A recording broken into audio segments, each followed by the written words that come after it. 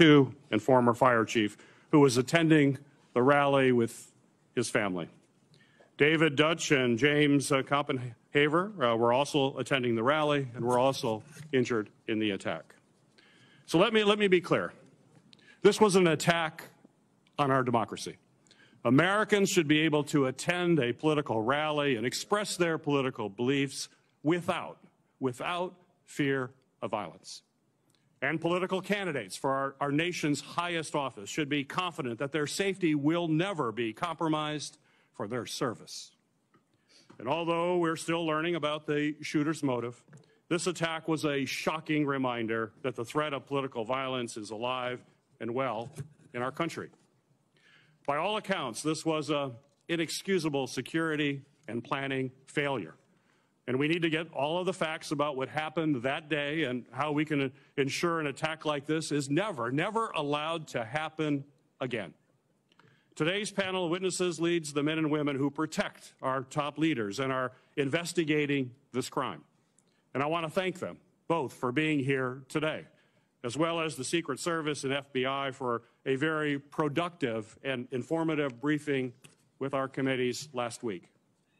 Today, our witnesses will help us begin to answer critical questions and get the information that we need to implement reforms that are clearly needed to strengthen security protocols for the U.S. Secret Service and the people who receive their protection. The Homeland Security and Governmental Affairs Committee has already begun that work. This discussion comes in the midst of a bipartisan investigation that Senator Paul and I have launched, in which we launched shortly after the assassination attempt took place. Our teams are still collecting critical information, speaking to law enforcement, and piecing together the details of this event. This past weekend, a bipartisan team of our investigators, along with key staff from Senators Blumenthal and Senator Johnson's office, traveled to Pennsylvania to speak with local law enforcement officials, review critical information from security officials who were working alongside the Secret Service, and to see the site firsthand. And I want to thank the incredibly brave local law enforcement officers in and around Butler County who responded that afternoon and who met with my staff this past weekend. They have helped to answer tough questions, as well as discuss in detail how the event actually unfolded. I also want to thank the owners of Butler Country Farm Show and the American Glass Research for allowing my staff and law enforcement to walk the grounds and examine the roof of the building the gunman was able to assess. We greatly appreciate your assistance. I've also requested documents along with Senators Paul, Blumenthal, and Johnson related to security preparations, intelligence gathering on potential violence prior to the attack, and detailed explanations of the security response from federal, state, and local authorities. As part of our ongoing investigation, we also seek to speak with additional federal law enforcement personnel, including Secret Service agents who were responsible for securing the event. Today's hearing is an important opportunity to ask critical questions and to begin to give the American people the transparency and the answers that they certainly deserve. There are still many unanswered questions. We need additional information about the Secret Service's advanced planning efforts, the decisions surrounding sniper and counter-sniper team use, placement, and coordination. We also need answers about what appears to be a problematic communication system that limited efforts to relay information and respond to events as they unfolded real time. And while today is focused on asking difficult questions about what went wrong, I also want to thank the men and women of the Secret Service who in an instant will lay their lives on the line to protect our nation's leaders. They have incredibly challenging jobs, and they must continue their mission no matter what our hearing and investigation reveals. I'm also grateful to our Senate Judiciary Committee colleagues for joining us in this important discussion. Given their key role in oversight of both of the agencies represented before us today, and it's very clear that the U.S. Senate is focused on a productive conversation that will generate real answers and real reforms. And I appreciate all the work from members of both of our committees to help us achieve this absolutely essential goal. I would now like to recognize Ranking Member Paul for his opening remarks. 18 days ago, a would-be assassin managed to climb onto a roof 400 feet from the stage where the former president and leading presidential candidate Donald Trump was speaking. The assassin's bullet struck President Trump, narrowly missing a fatal blow thanks to a last-minute head turn. Tragically, not everyone was so fortunate. A beloved husband and father in the audience was killed, his life stolen in an instant. 2 others remain seriously injured, their futures uncertain. The lives of law enforcement officers working the event and those in the audience have been forever changed. Yet the media has shamefully moved on to other stories, and Google has been caught trying to suppress iconic images of a bloody Donald Trump, images showcasing the resolve of our nation in the face of the attack. But the American people have not forgotten, and we will not forget. There is no question that this was a monumental failure by the Secret Service. They had one job, and they failed. We know that. What remains unclear is who specifically failed, how they failed, and what must be done to ensure that something like this never happens again. America deserves to know that those responsible for this failure are, frankly, not going to be in charge of securing the upcoming Democrat National Convention. We need to know that someone's been placed on suspension, that someone won't be in charge of the next Donald Trump rally. Now, I was encouraged to hear that the acting director, Rowe, has initiated a disciplinary investigation in addition to the ongoing Secret Service policy review. This is an important step. However, real accountability will require a comprehensive examination of all the facts, which still remain unclear. This past Friday, my investigative team went to Pennsylvania to meet with local law enforcement and document the scene. One of the concerning things my team was told is that no one from Secret Service has talked to them since the shooting. I don't know how an investigation into what failed can be conducted without talking to the officers and agencies who were relied upon to do much of the work. Many questions remain unanswered about the planning and performance of security for July 13th. While a host of errors led to this security disaster, we now know local enforcement officers were suspicious of the shooter 90 minutes in advance of the shooting. There are 2 glaring issues we need to focus on. First, why were the AGR grounds and the roof left unattended? Why was the AGR building, the shooter's perch, left outside the perimeter?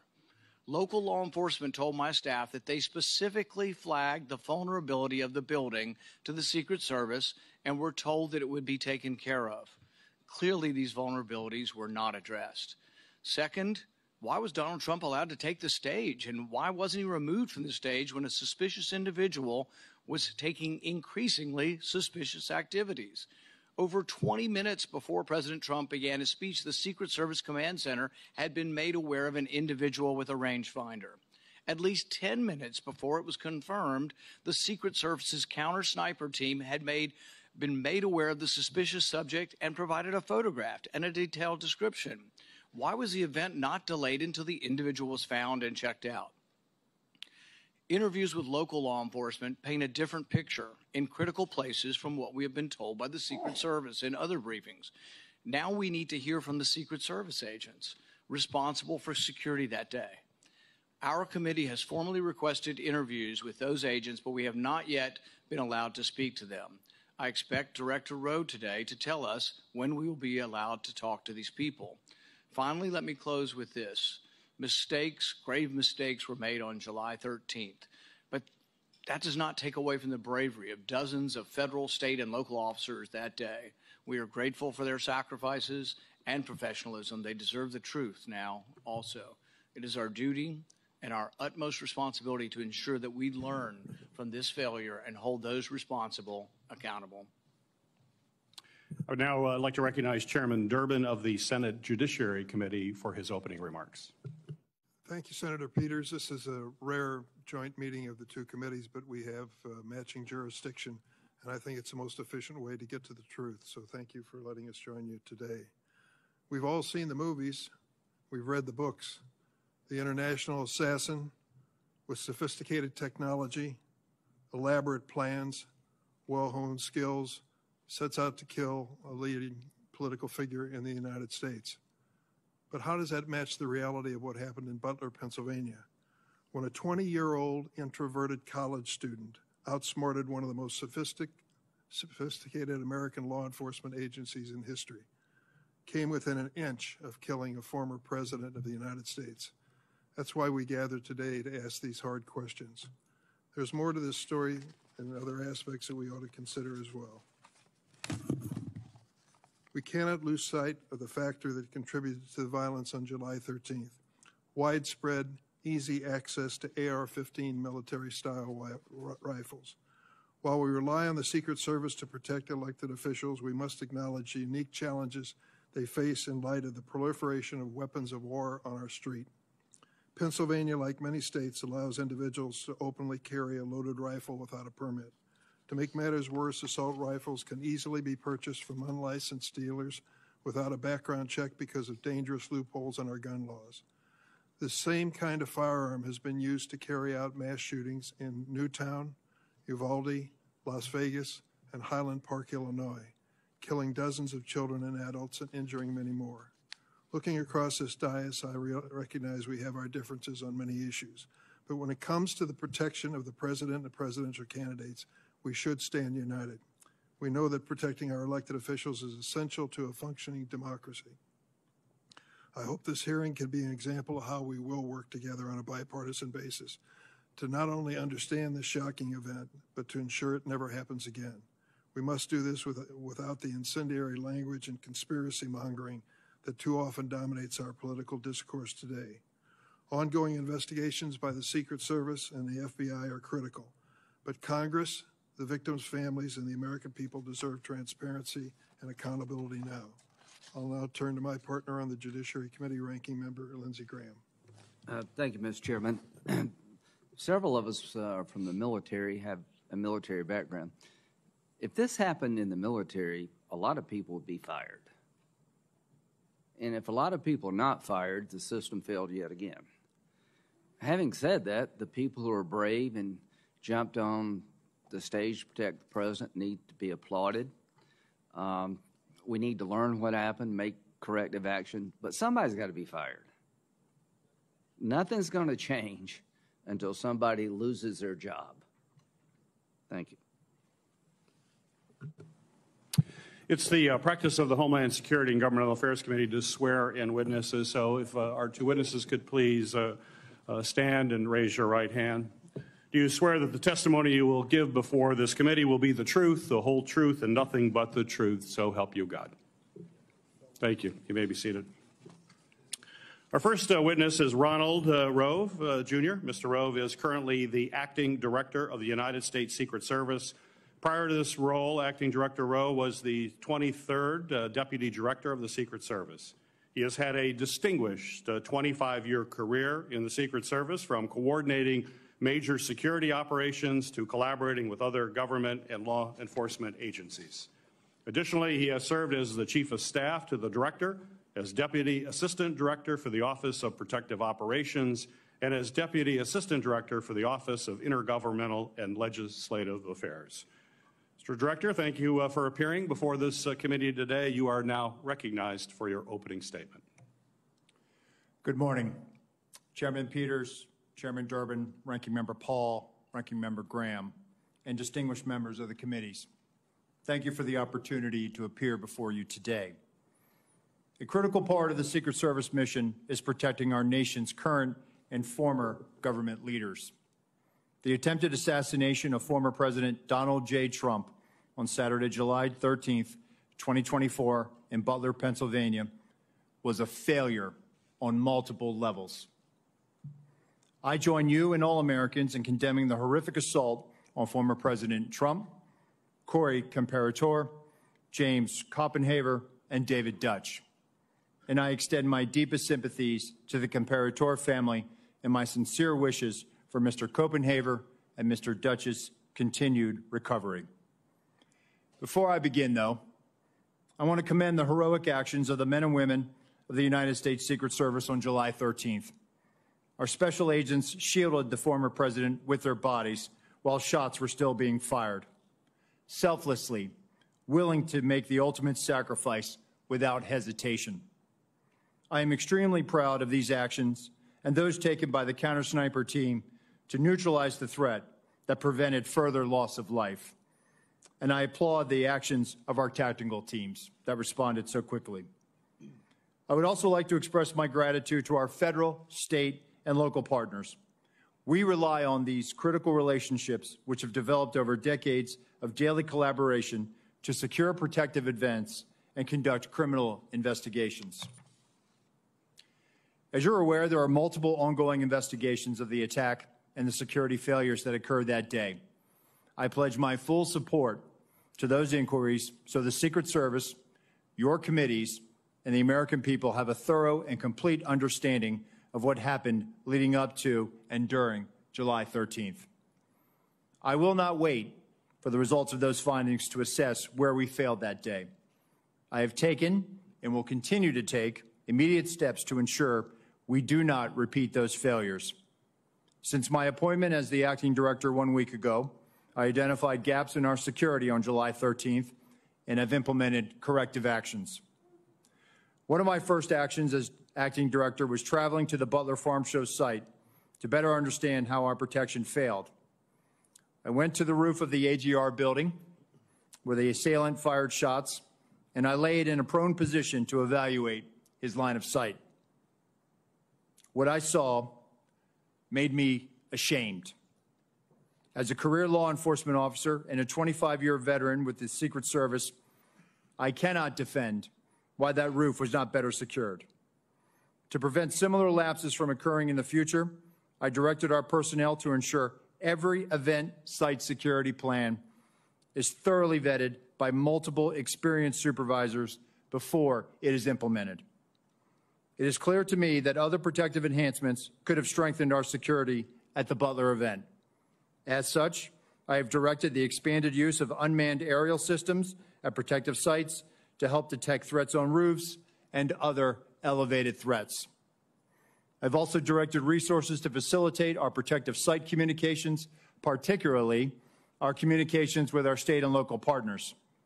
In addition, I have instructed the asset request for Secret Service protective details to be approved expeditiously and have ordered the maximum use of requested personnel at protective sites to address this heightened security environment. I've heard your calls for accountability, and I take them very seriously.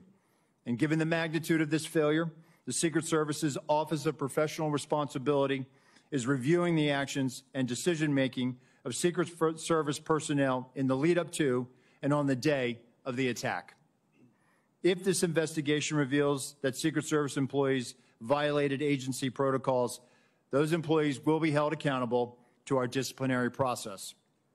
With respect to congressional investigations and requests for information, I instructed my staff to provide full cooperation and respond expeditiously on a continuing basis to ensure you have the information you need to conduct your critical oversight. In my testimony before you today, I will provide details on the Secret Service's advanced security planning for the Butler Farm Show site. Facts as we know them regarding the incident itself, known breakdowns in executing the security plan, and corrective actions that the agency is taking to ensure that nothing like this happens again. But I do not believe that inadequate time to plan for this event was a factor in the failure. As you saw in my written statement, I am prepared to provide an overview of the security planning leading up to and during the July 13th attack. However, I would like to point out that based on what I know right now, neither the Secret Service counter-sniper teams nor members of the former president's security detail had any knowledge that there was a man on the roof of the AGR building with a firearm. It is my understanding those personnel were not aware the assailant had a firearm until they heard gunshots. Prior to that, they were operating with the knowledge that local law enforcement was working an issue of a suspicious individual prior to the shots being fired. I regret that information was not passed to Congress and the public sooner with greater frequency. And I fear this lack of information has given rise to multiple false and dangerous conspiracy theories about what took place that day. And I want to debunk these theories. Let me address one conspiracy directly. The Secret Service counter-sniper neutralized the assailant within seconds after the assailant fired his weapon. That counter sniper had full discretion to use deadly force to stop an attacker and did not need to seek authorization to fire. I am immensely proud of the selfless dedication of our employees to the mission. Every day, across the globe, the men and women answer the call to protect our nation's leaders, and the standard is no fail for a reason. During our current high operational tempo, I want and I need to ensure that the Secret Service workforce are uplifted so they can focus on carrying out the mission. They have my full support, and I'm confident in their abilities to ensure the safety and security of the people we protect. They are worthy of trust and confidence, and they deserve your support as well as the support of the American people. Chairman Peters, Chairman Durbin, Ranking Member Paul, Ranking Member Graham, and members of the committees, thank you for the opportunity to testify at this joint hearing. I will submit the remainder of my statement for the record, and I will answer your questions. Thank you, Mr. O. Our second witness is Paul Abate. Mr. Abate is the Deputy Director of the Federal Bureau of Investigation at the Department of Justice. In this role, Deputy Director Abate oversees all FBI domestic and international investigative and intelligence activities. Prior to his appointment as Deputy Director, he has had a distinguished 3 decades within the FBI leading counterterrorism efforts, and most recently as the Associate Deputy Director of the FBI, where he's responsible for the management of all FBI personnel, budget, administration, as well as infrastructure. Mr. Abate, thank you for appearing before the committee here today. You are recognized for your opening remarks. Thank you, sir. Good morning, Chairman Peters and Durbin, Ranking Members Paul and Graham, and distinguished members of the committee. It is a privilege to appear before you today to discuss the FBI's investigation of the attempted assassination of former President Trump on July 13th in Butler, Pennsylvania.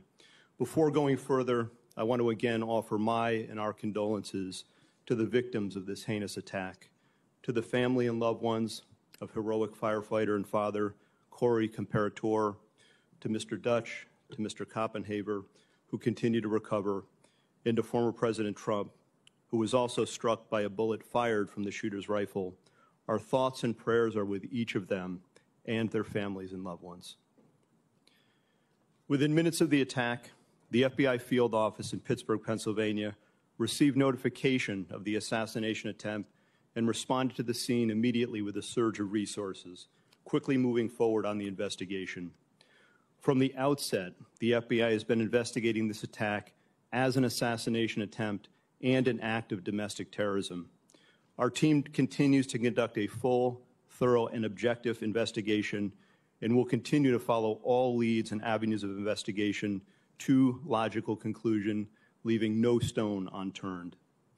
While it's not typical to provide details of an ongoing investigation, this, as we all know, is an extraordinarily tragic set of circumstances of the utmost national importance, making it essential to inform the American public and Congress what is known right now with full transparency.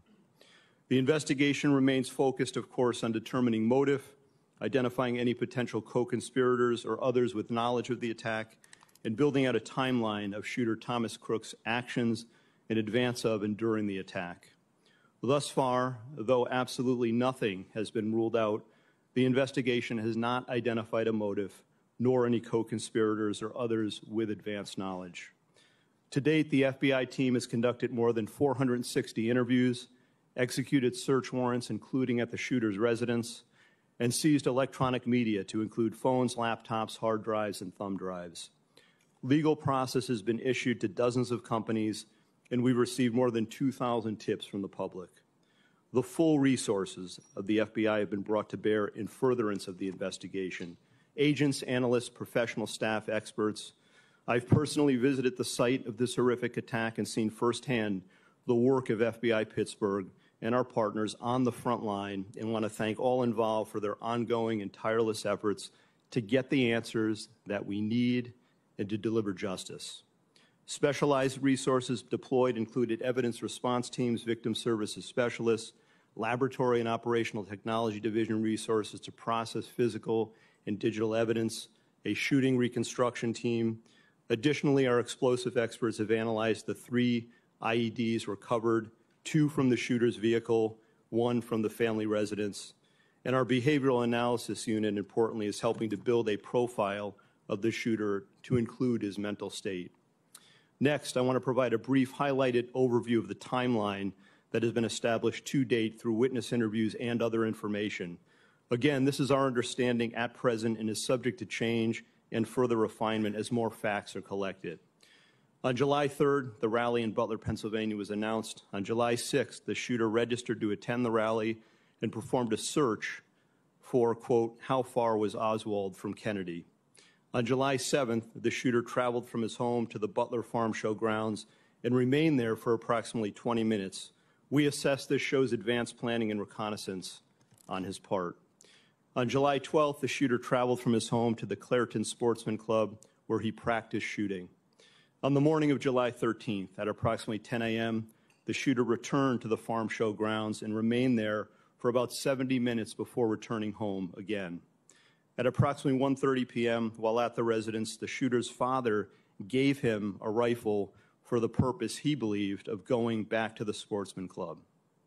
About 25 minutes later, the shooter purchased ammunition while en route to the Butler Farm Show grounds. The subject then arrived at the scene and was moving around the farm show grounds close to the American Glass Research AGR building, from which he ultimately committed the attack. Shortly thereafter, at approximately 3:51 p.m., the shooter flew a drone approximately 200 yards from the farm show grounds for about 11 minutes. The drone and controller were later found in the subject's car. Analysis has not revealed any photos or video taken by the drone, but we can confirm that he was live streaming at the time and would have been able to view it on his controller. The first reported sighting of the shooter by local law enforcement was at approximately 4:26 p.m. At approximately 5:10 p.m., the shooter was again identified by local law enforcement as a suspicious person around the AGR building. And at approximately 5:14 p.m., a local SWAT operator took a photo of the shooter. At about 5:32 p.m., local SWAT observed the shooter next to the AGR building using his phone, browsing news sites, and with a rangefinder. At approximately 5:38 p.m., the photo of the shooter taken earlier was sent to local SWAT operators in a text message group. Subsequently, approximately 25 minutes prior to the shooting, the U.S. Secret Service command post was notified of a suspicious person. Officers lost sight of the subject from approximately 6:02 p.m. to 6:08 p.m., but continued to communicate with each other in an attempt to locate him. Recently discovered video from a local business shows the shooter pulling himself up onto the AGR building rooftop at approximately 6:06 p.m. And at approximately 6:08 p.m., the subject was observed on the roof by local law enforcement. At approximately 6:11 p.m., a local police officer was lifted to the roof by another officer, saw the shooter, and radioed that he was armed with, quote, a long gun. Within approximately the next 30 seconds, the shots were fired. The evidence recovery team found 8 shell casings at the scene next to the shooter's body. We believe the subject, the shooter, fired 8 rounds. While the investigation has not determined motive, the investigative team continues to review information from legal returns, including online and social media accounts. Something just very recently uncovered that I want to share is a social media account which is believed to be associated with the shooter in about the 2019-2020 timeframe.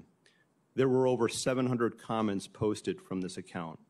Some of these comments, if ultimately attributable to the shooter, appear to reflect anti-Semitic and anti-immigration themes, to espouse political violence, and are described as extreme in nature. While the investigative team is still working to verify this account to determine if it did in fact belong to the shooter, we believe it important to share and note it today, particularly given the general absence of other information to date from social media and other sources of information that reflect on the shooter's potential motive and mindset.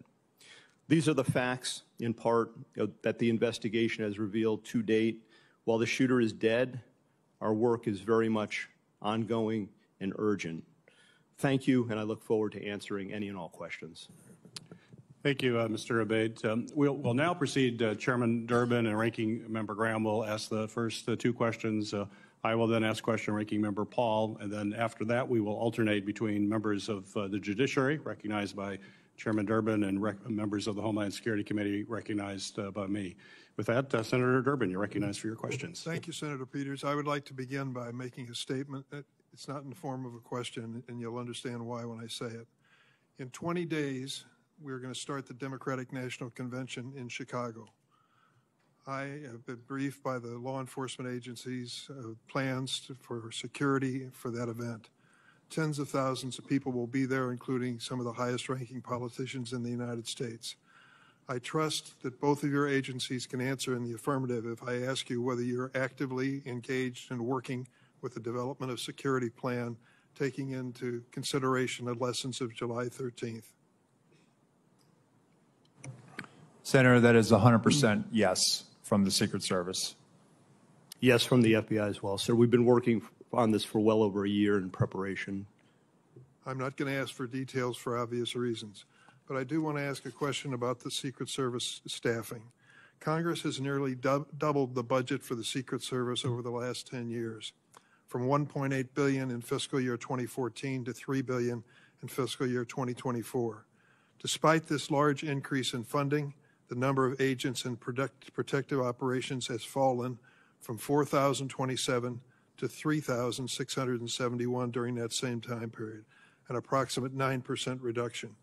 Acting Director Rowe, what accounts for protective operations losing 356 agents over the past 10 years?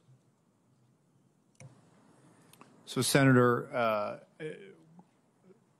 with respect to where we are today on staffing, and then I'll address the 10-year where we were. In this year alone, we are going to end the year on the positive of 200-plus agents. That's the first time in a number of years that we've been able to do that. Part of that was gaining some efficiencies in our hiring process. But what I want to re-emphasize is that we have not dropped standards. Only 2% of every applicant actually makes it through the hiring process. We are filling our classes at the Federal Law Enforcement Training Center, and we are doing this ramp up as part of what lies ahead of us with the LA Olympics in 2028. With respect to what has happened in years prior, this is a difficult and challenging job, being a Secret Service agent.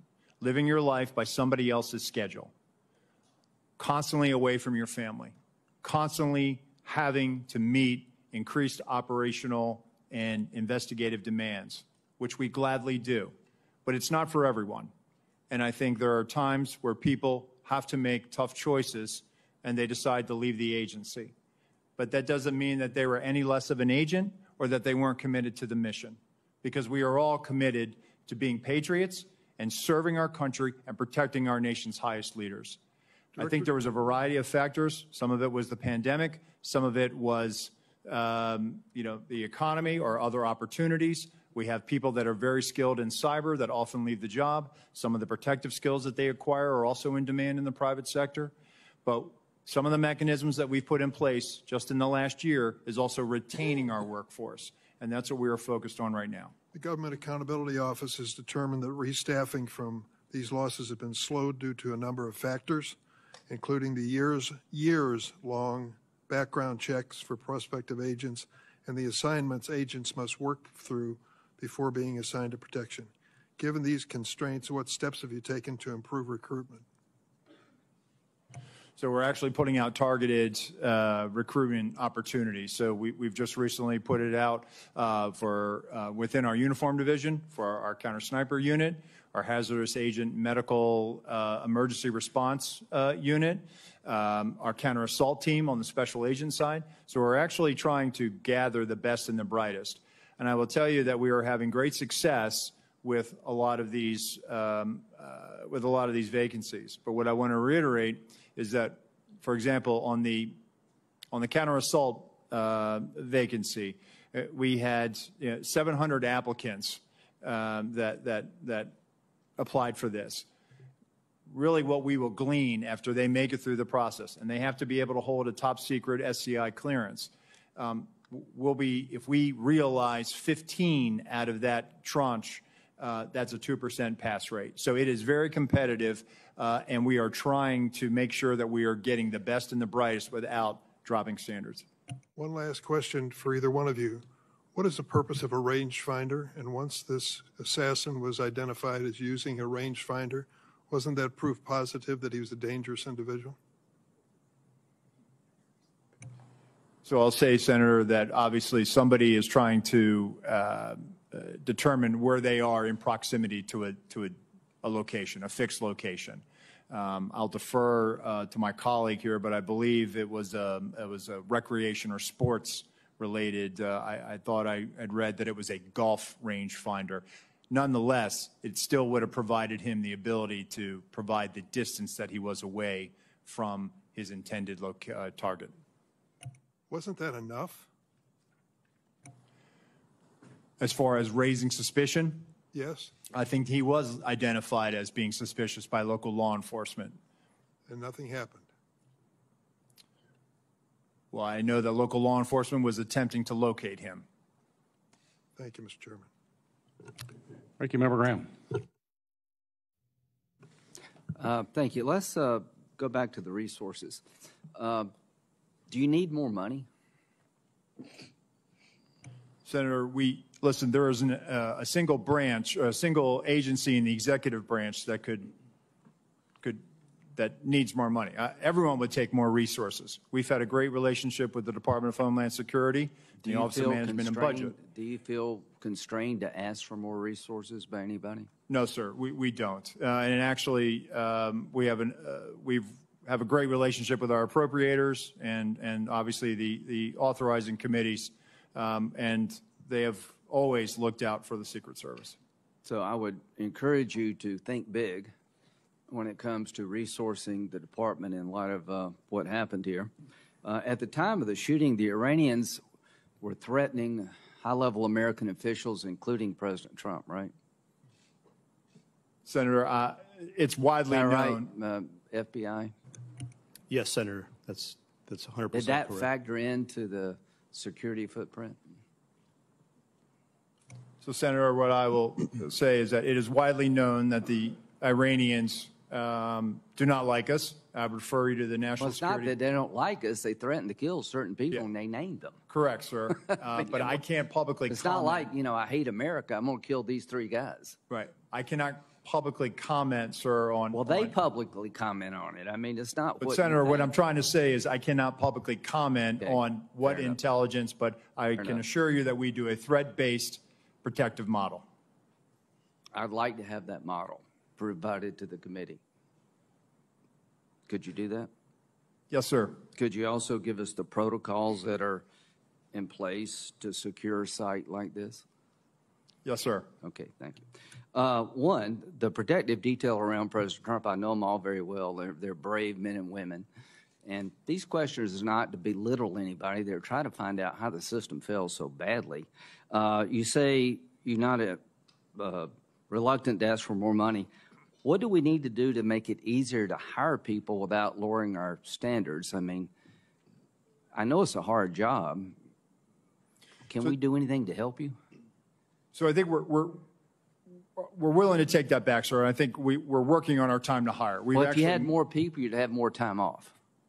That's true, sir. Okay, yes. well, let's get more people, more time off. These are tough jobs. I mean, people on this committee know. Yes, I don't sir. know how they hold a family together doing what they're doing. It's the military really on steroids. The encrypted app.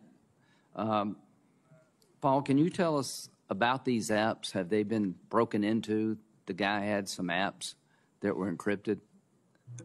I think we've experienced a range of returns on this. Some of the applications that he was using online were encrypted in nature. Some of the email accounts. Have we broken into them? We've received returns. There are some that we have not been able to get information back because of their encrypted nature. Is there any way to solve that problem? Sir, Senator, we've talked about this before. We need a solution that provides lawful access to law enforcement. So you're telling me the guy that took 8 shots at the president, former president, has apps that we can't get into that may, if you could get into, reveal some relevant information. That is correct, Senator. So if he were talking to some foreign power, and I don't think any foreign power would hire this guy, by the way, so I'm not overly worried this was some great plot by the Iranians because they couldn't even think of this. However, there could come a day where something like this is very important. How do we solve this problem? Senator, you know, as we've been saying, we need a solution that provides lawful access where when we go to a company... You're telling me, I agree with you, I'm not blaming you. We have encrypted apps of an assassin, a murderer, and we can't get into them all these days after. That needs to be fixed, folks. I'm all for privacy, but to a point. What if, in the future, somebody's using these apps to communicate with a foreign power? I think we need to know these things. We need to know them in real time. So lessons learned is that everything failed. Corrective action, seems to me you need more money and more people. Accountability. At the end of the day, how many people do you think will be relieved of their duties, Mr. Rowe, because of this? Senator, I publicly cannot, and I cannot weigh in on that right now, right? It has to be a fair and neutral process. From a fair point of view, would you say this is a major system failure at every turn, and those in charge of the system in question, not only was it embarrassing, they failed? So, Senator, again, if there were policy violations, those individuals will be held accountable, and they will be subject Just send to our us the table of policies penalties. if you could. Yes, sir, Thank we you. will. But they will be held to our table of penalties, which will include up to termination. Thank you. Director Rowe, in your testimony here today, as well as in your written testimony, you said very, very clearly that you can't defend why that building with with the shooter on top of it was not better covered. You were very clear. You cannot defend that. So my question to you is, my understanding is that there's a detailed site survey that is done prior to an event to identify potential threat points. So talk to me about that site survey. I'm sure you've had a chance to look at it now after action. And how did that site survey get approved when it was so clear that that was a major threat from that building? Thank you, Senator. So our Pittsburgh field office did the advance. During that advance, not only were they discussing amongst themselves about mitigating the line of sight, but also they were discussing with other agencies that were supporting it. Our counter snipers met with their counterparts. The team lead and team lead met. They walked the site. They identified the AGR building. And if I may, Senator, if I could point out something right now, if I may, and we will place this for the record, but this is the point of view. This is from the second floor of the AGR building. This point of view is the point of view where the counter sniper team locally was posted. The gold arrow indicates where the shooter fired from. Looking left, why was the assailant not seen? When we were told that building was going to be covered, that there had been a face-to-face that afternoon, that our team leads met, this was the view.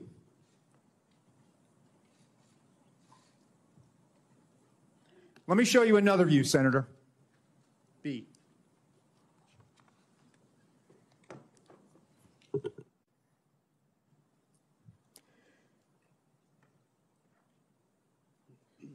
This view is a reenactment by one of my agents, laying flat. There is a 5-inch rise on the middle of that roof. The assailant would have had to present his bore over that to get his shot off. The view underneath reflects the perspective that he would have had. Again, I call your attention back to the first exhibit if they'd have looked left. Give me C.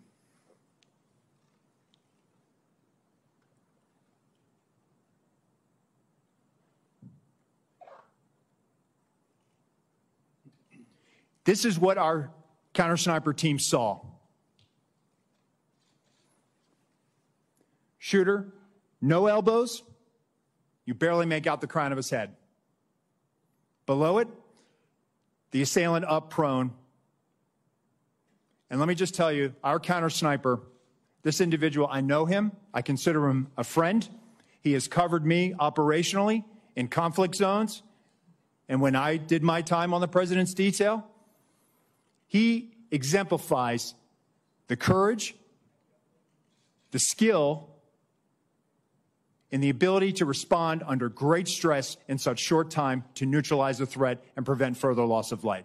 Getting back to your question, Senator, these were discussions that were had between the Pittsburgh field office, the local counterparts, and everyone supporting that visit that day.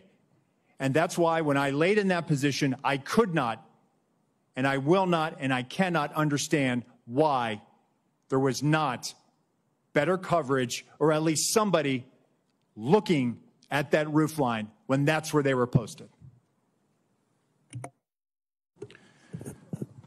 Director Rowe, the Secret Service, state and local law enforcement were on multiple communication channels, is my understanding, during that time.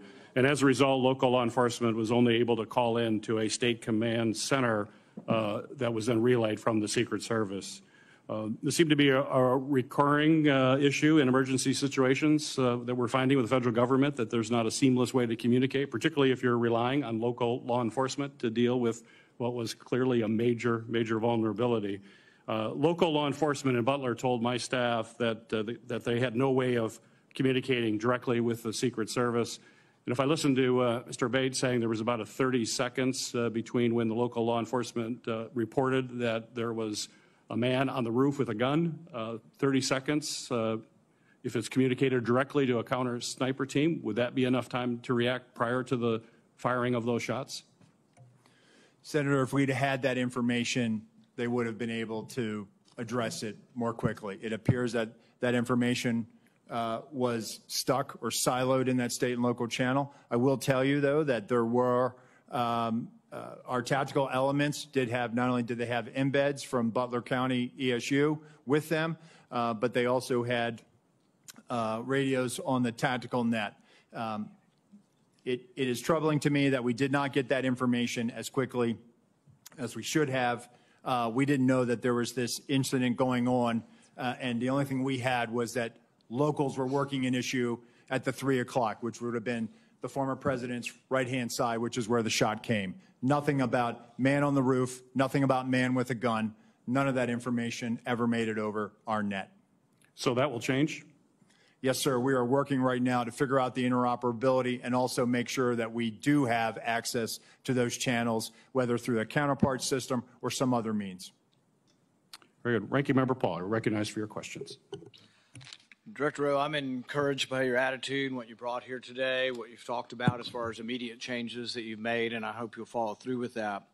I'm encouraged by the fact that you acknowledge that it's indefensible that the roof was unattended. Would you say the roof being unattended breaches standard protocol for setting up a security perimeter? What I would say, Senator, is that that roof should have had better coverage, and we will get to the bottom of if there were any policy violations. I would think indefensible would go along with breaching protocol, and I can't imagine how indefensible would not be breaching protocol.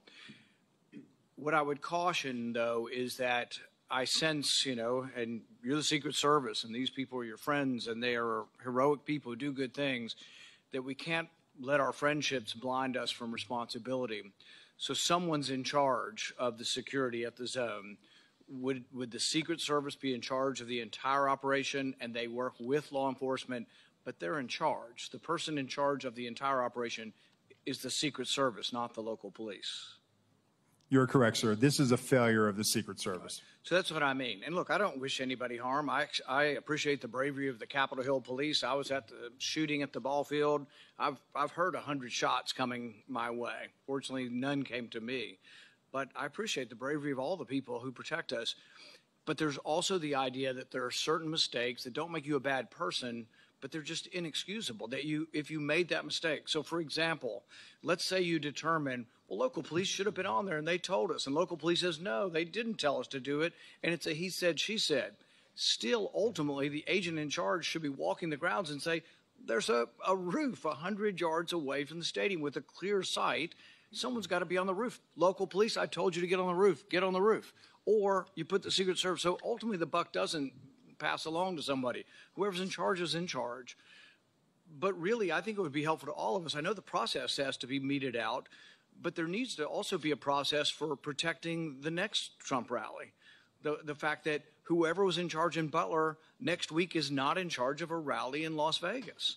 And so I think you really should say that. You should simply say that the leadership from that event is going through a process, but until that process, they won't be in charge of the Democrat National Convention. That would reassure a lot of people that they won't be in charge of security until it's determined. Can you tell us something to that accord? Yes, sir. So I can tell you that the team planning the Democratic National Convention, that is a national special security event. That team has been on the ground. That's from D.C. With support from our Chicago field office. But I just want to reiterate that our Pittsburgh field office staff, they are wearing this harder than anybody right now in the Secret Service. Right. They feel completely demoralized. And what I'm trying to do is also let them know that, listen, they need to be focused on the mission at hand. I also have to walk a tightrope here and make sure that I am not tainting any future discipline action. I understand, and I have great respect for all the officers, but ultimately someone had to be in charge and someone made a terrible error, and it's an error of judgment. The big error is the roof. But another big error is we have 90 minutes of a suspicious person. Now, Senator Durbin mentioned the rangefinder. None of these are enough to shoot a suspicious person, but they certainly, you would think, would be enough to stop the proceedings. That's where I think you get to the second major management or judgment error of this. Now, Trump's done probably 100 rallies like this. How often at one of his rallies are there 90 minutes of looking at one person and at least a half a dozen pictures of that person? How often does that happen?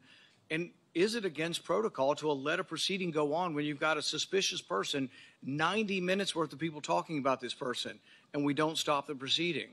Does that defy protocol? So Senator, while there's 90 minutes in total from when he's first identified by local law enforcement, we have about a 30-minute window. But at no time is there anything ever communicated about weapon or harm. And I think that's where the threat. A weapon, you shoot people with a weapon. Sure. Without a weapon, we're talking about people you stop and say, he had a backpack, which was probably big enough to have the AR-15 in it. In all likelihood, the backpack has the weapon in it. So a guy with a big backpack would never get through the perimeter. So once again, a big mistake was not having the perimeter wide enough to prevent people from shooting outside the perimeter. But the thing is, he would have never gotten through the perimeter, right? His backpack would have been checked. But people with big backpacks are very suspicious. And I would think he's been seen 6 times. But you got 20 or 30 minutes of knowing about it. But the thing is, there's all kinds of chatter going on about this. And you would think the chatter going on with the local police is on a police radio, and a policeman with that radio is standing in the control tent, so you get that communication. So there's a huge and massive breakdown. But really my question is, how often has this happened at other rallies where there's a half a dozen pictures and 90 minutes of people talking about a suspicious person? I just can't imagine that it's real common. So, Senator, at rallies, there are people that come to the attention of law enforcement for a variety of reasons. If they come to our attention for some other activity that might, put it a little bit, hey, we probably need to go check that individual out. This happens, and that's why we attempt to locate them. That's why it's important for us to try to find them. And it's important to have the information. And so local law enforcement did their very level best to try to locate him. They did provide us the photos 30 minutes prior. It just, he evaded any detection by law enforcement. But once again, it's the overall person in charge. It's a terrible breakdown. It's a terrible management decision not to have stopped it. There was a chance to stop the proceeding. And the question is, not whether there's enough information to take down an individual. It's a much lower standard to say, hey, we're going to wait until we get this individual. The roof and the 90 minutes of it, both I think are failure of your protocol. And I think when that's determined, the person who made these decisions can't be in a position of authority again. Senator Klobuchar. Thank you very much. Thank you to all of you for holding this hearing. I appreciated Actor Director Rowe when we had the classified briefing and also today, taking responsibility for the agency and your own personal emotion and reaction to your visit and what had gone wrong. For the people in my state that keep asking me, I just don't get how he got on the roof. I know we've gone through great details and a lot of examination. Could you just give a minute on what went wrong and how you think it can be fixed? Because I think it's just going to help to dispel the conspiracy theories. There are some people that think it didn't really happen, which of course is completely ridiculous. It did. There are some people that think all kinds of conspiracies went on within the government, which is also false. But could you just tell them what went wrong so they understand? Yes. No, thank you, Senator. I've thought long and hard about this. I think this was a failure of imagination, a failure to imagine that we actually do live in a very dangerous world where people do actually want to do harm to our protectees. I think it was a failure to challenge our own assumptions, the assumptions that we know our partners are going to do everything they can, and they do this every day. But we didn't challenge our own assumptions of, we assume that someone's going to cover that. We assume that there's going to be uniform presence. We didn't challenge that internally during that advance. So moving forward, I've directed that when we're talking to people and we're making requests, we are very specific about what we want. We are providing explicit instructions on exactly what our expectation is and what we need them to do and what we want them to do. That's the only way that we're going to be able to move forward beyond this. And let me just tell you that our state and local law enforcement partners are the best. So this belief that somehow they are less than federal law enforcement or they're less than the Secret Service, they're out there patrolling communities every day. They're the ones out there going into hazardous conditions every day. They know their communities. They have the ability to enforce state and local laws. Our advanced agents do not. Right. We need them, and we need them to be partners with us, and I think we need to be very clear to them, and that may have contributed to this situation. Yeah, appreciate that. I have the same respect. Next, one of the things you mentioned to me was, and to all of us, was in this other briefing, was just the texting protocol. And I think a lot of us think about this in non-security settings, about how people are just texting all the time instead of talking and how it takes their eyes off, in your case, the target. Could you talk about what might have gone wrong there and how you think things could change when there's the hope is that their eyes are constantly on the scene and on the potential targets and risks? Thank you, Senator. So, again, we need people focused on the problem or on their area of responsibility. It was great that there was a text chain, but that communication needs to go over the net. It needs to go over a radio channel so that everyone has situational awareness of it. The point I was making in the closed door briefing is that we have to get to a point now where we are using our radio systems to have that collective awareness of this. I think, one of the things that I've directed is that in addition to the interoperability, we're going to roll out common operating picture, a common operating platform that we utilize for national special security events. We have the ability to roll that out to the field that has a Blue Force tracker in it that's able to, where you can put where all your state and local assets are, where our federal assets are. But in addition to that, I want people using the radio. So it's great that the tactical elements are talking to each other. It's great that the shift is talking to each other. but we have to be able to make sure that whenever we come across a situation, that everyone has situational awareness of this. And I will take this, you know, in my time when I was operational in the President's detail, we were given the explicit instruction, hey, if you're going to pass it, if it's relevant enough that you feel like you need to pass that information, do it over the radio. And that was the protocol that we had. And I think over the years, perhaps with the advent of technology and smartphones, perhaps we've gotten away from that. But we need to get people back on the scope, back on mission, back focused on what they need to be responsible for. Okay, and the next question I'll put in writing. Thank you very much of you, Mr. Abate, but it's just pointing out that we've seen this rise in threats against members of Congress, which of course is relevant to this. 8,000 just last year, more than 4 times over the past 7 years. I'll want to ask you in writing about the steps that the Justice Department is taking to prioritize these cases. I know there's been some changes made. Yes, Senator, it's of our highest priority, and we're urgently working on it 24/7 every day to protect each and every one of you here. Appreciate it. Thank you, both of you. Senator Carper, recognized for your question. Thanks very much. Mr. Rowe, Mr. Abate, thank you for joining us today. I have the privilege of representing Delaware, the first state to ratify the Constitution. We did that over 200 years ago, and the Constitution sort of outlines how we elect our leaders. And it changes with respect to technology over the years. But there's, for as long as we've been a country, threats to our leaders when they pursue elective office. We're going to be gathering, some of us will be gathering in Chicago in just a few weeks. Others will be gathering in other parts of the country to help make sure that what was adopted in that original Constitution is actually carried out faithfully.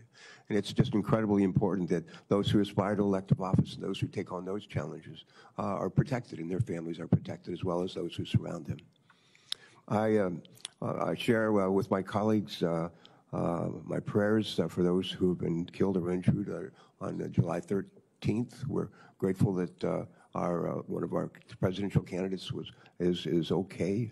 But I have a question about what I can't get over how a 20-year-old loner could somehow outsmart two of the smartest federal agencies and state agencies and law enforcement with an odds of like 1,000 to 1, and be able to almost pull this off. It just blows my mind. Hopefully we'll get to the truth in all of that. I'm a Navy guy. I spent many years of my life in the Navy. I learned as a midshipman that when the ship runs aground at sea, the commanding officer is held responsible. Whether the commanding officer is awake or asleep at the helm, but the commanding officer is held responsible.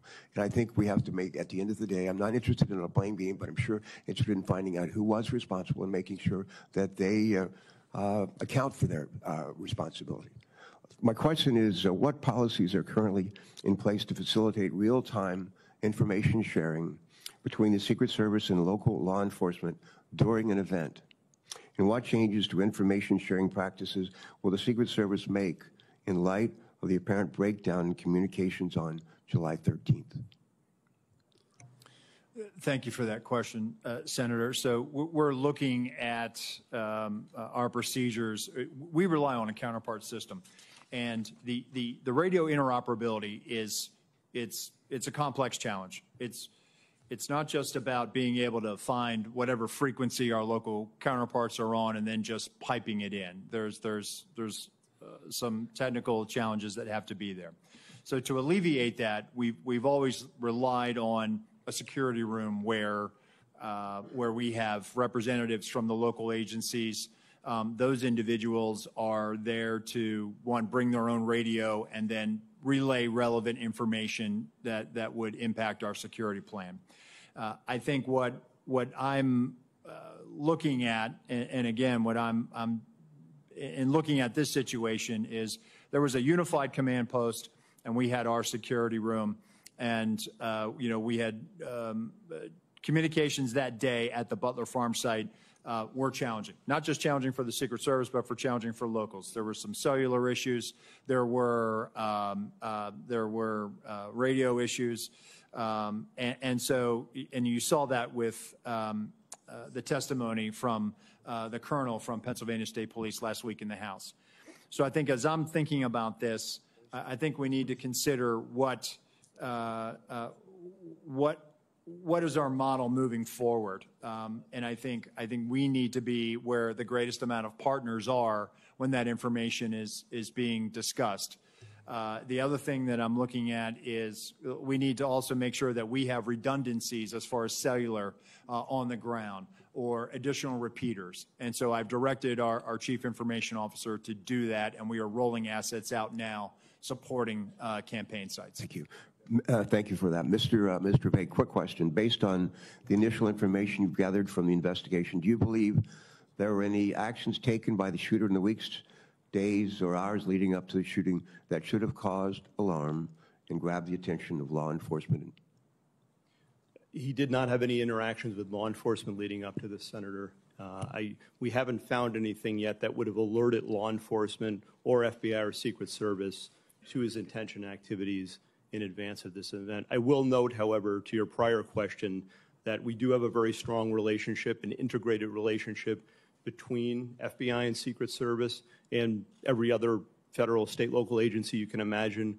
We have constructs like the Joint Terrorism Task Forces and Violent Crime Task Forces where we're cross-embedded with each other. And when it comes to this event and others like it, we're always talking in advance. In fact, with respect to this event, we did have a meeting between U.S. Secret Service and FBI in the days leading up to the event to assess whether there was any information or intelligence pertaining to a threat against the rally or to former President Trump or anyone else there. There was an absence of that in the lead up specifically, and again, none of us had any information in our holdings with regard to the ultimate shooter. All right, thank you for that. Thanks very much, both of you. Next on the Senate Judiciary Committee is Senator Grassley. Yeah. Mr. Chairman, I'd like to introduce my oversight letters and investigative documents into the record. This is information I've already made public. Without objection. Okay, thank you. I'd also like to call my colleagues' attention to a legislation that Senator Cortez Matos and I've introduced would require Senate confirmation of the Director of the Secret Service. I think this is very important because no other agency has a no-fail mission. Mr. Rohr, in your written testimony, you stated that that to prevent similar lapses like the one on July 13th from happening again, you'll ensure every event site security plan is thoroughly vetted by multiple experienced supervisors before it's implemented. Based on your testimony, the security plan for the Butler event deviated from the Social Security standards. How would vetting by multiple experienced supervisors fix that? So, Senator, I think having many eyes on a particular problem set helps. That way you don't have tunnel vision. You just focus in on one thing. And so that's why I think it's important not only at the field office level, but also at the detail level. And part of what we had started doing with the former president's detail is having them send out site agents, having them send out supervisors. And I think having that collaboration and having additional eyes to examine the problem will make sure that we're not missing anything. And I think I want that surety for myself. I think you've answered my question. Yes, Let me sir. go on. Also to you, in your written testimony, you stated that you, quote, regret that information wasn't passed to Congress and the public sooner and with greater frequency. What's your communication plan going forward to ensure that the American people in Congress are fully informed? So, Senator, we just started a rolling production that is bicameral. So we made our first rolling production last week. We made one yesterday. We will continue to do that.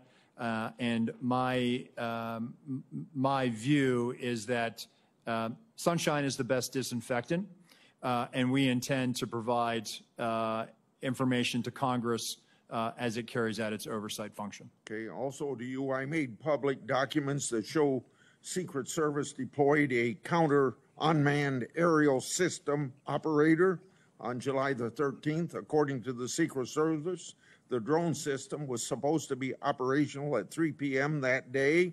However, we've been told by Secret Service that because of cellular bandwidth problems, it wasn't operational until about 5:20 of that day. If the system was operational, Secret Service would have had the ability to detect the shooter and his own drone use. Why is the Secret Service dependent upon local cellular network? Does the Secret Service have a backup plan in place? Yes, thank you, Senator. And that is something that I briefed in the closed door, and again, something that has cost me a lot of sleep because of the eventual outcome of the assailant. That what if we had geolocated him because that counter-UAS platform had been up? It is something that I have struggled with to understand, and I have no explanation for it. Okay. It is something that I feel as though we could have perhaps found him. We could have maybe stopped him. Maybe on that particular day, he would have decided this isn't the day to do it because law enforcement just found me flying my drone. People fly drones all the time on the peripheries of our sites. And we go out and we talk to them and we ascertain what their intentions are. On this day in particular, because of the connectivity challenge, as you noted, there was a delay, and he flew his drone at 3:51 approximately. So moving forward, we are leveraging resources from the Department of Homeland Security and others to make sure that we have dedicated connectivity so that we're not reliant on public domain, so that we can ensure that whatever assets we have in place, those assets are operational. And that is my commitment to you, that we are going to make sure we're going to do that, and that is something we are moving out on. Thank you, and I hope that you'll answer some of my other questions in writing. Senator Johnson, recognized for your questions. Thank you, Mr. Chairman. Acting Director Rowe, in our secure briefing last week, I made the point that if you don't want conspiracy theories to spread, you need to provide information. You know, I appreciate these photos today. These things could have been released literally within days, and a whole lot more information as well. So Congress needs to provide oversight. We don't have certain investigatory tools like you have, but what we can do is do interviews. So, Acting Director Rowe, did you receive our letter from July 25th requesting interviews with 13 individuals of the Secret Service? We are in receipt of that letter, Senator. And I don't know, Deputy Director Abate, have you seen that letter as well? Do you know who we're requesting interviews with?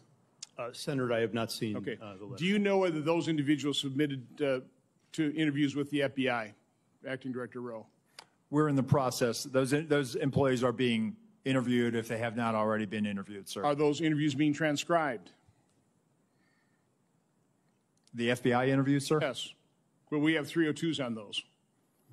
Yes, Senator. We will. Okay, when will Congress get those 302s? When will we get those transcriptions of those interviews?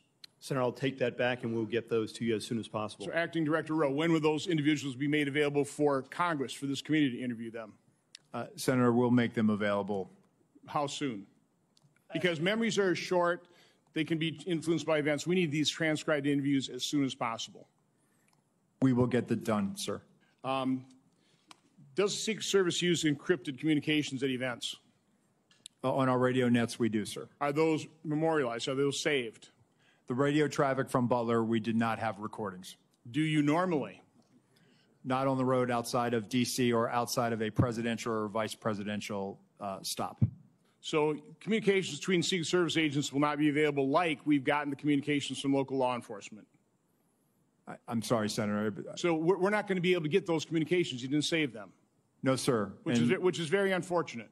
It is, sir. And moving forward, I've directed that we will now start recording those so that we will have them moving forward. And by the way, I'm going to ask for a number of things at the very end to be entered in the record, but one of my preliminary findings is that the Secret Service did not attend the 9 o'clock briefing the day of the event. In your testimony, you said that a site briefing was conducted with Secret Service personnel and law enforcement partners supporting the event.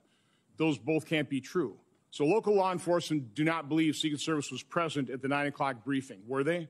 or were they not? So, Senator, with respect to the snipers that went on national television and gave an interview and said that they did not get a briefing from the Secret Service, they were supporting through mutual aid, and our personnel briefed the tactical team leader was leading that element that was providing this counter sniper. Acting Director Rowe, you said that the Secret Service provides explicit instructions to the locals.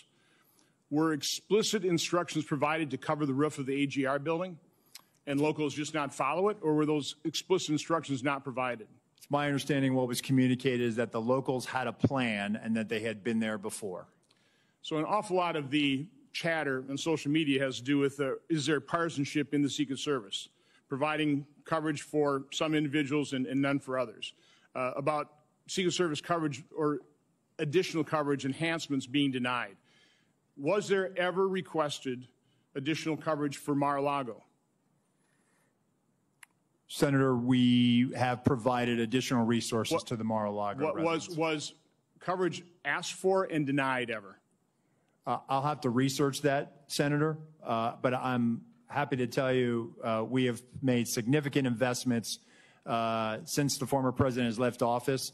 Over $4 million of technology, resources, and alarms. Documents will come out eventually to make the point one way or the other. This is an important piece of information that Congress needs to have. Senator, we'll make those available to you, the investments we've made. There's a report today by Susan Crabtree of Real Clear Politics saying that you denied sniper coverage outside of driving distance to D.C. Is that true? That is a false statement, sir. Well, that is incorrect. That is incorrect. Okay. I mean, that's the kind of information you need to refute with documentation.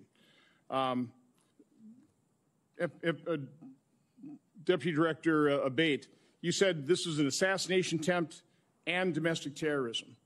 It's obviously assassination attempt. Why make the distinction? What is different about that? We think it's important to cover all the possibilities here in the reality of what we're dealing with and what we've all seen, Senator. And we've learned lessons from the past. The tragic shooting at the baseball field was referenced here. We've learned the lesson from that. That was not opened properly, and we've made changes in the Bureau, and it's reflected here in terms of how this investigation is being approached with a completely open mind and inclusive of all the possibilities, including domestic terrorism. I fear that makes the investigation potentially partisan. Mr. Chairman, I would like to request that my July 14th letter to Attorney General Garland, Mayorkas, and Wray be entered in the record. It asks for all kinds of information, documentation, asks a lot of questions. My preliminary findings of July 21st and July 23rd, including timelines, a bunch of questions as well, be entered in the record. And then our updated timeline dated today. This goes not only by minute, by second, and we will continue to update this timeline as more information becomes public. This is the way you do investigation. We need to find out literally second by second what happens. So the American public understands the truth. Without objection, so ordered. Senator Butler.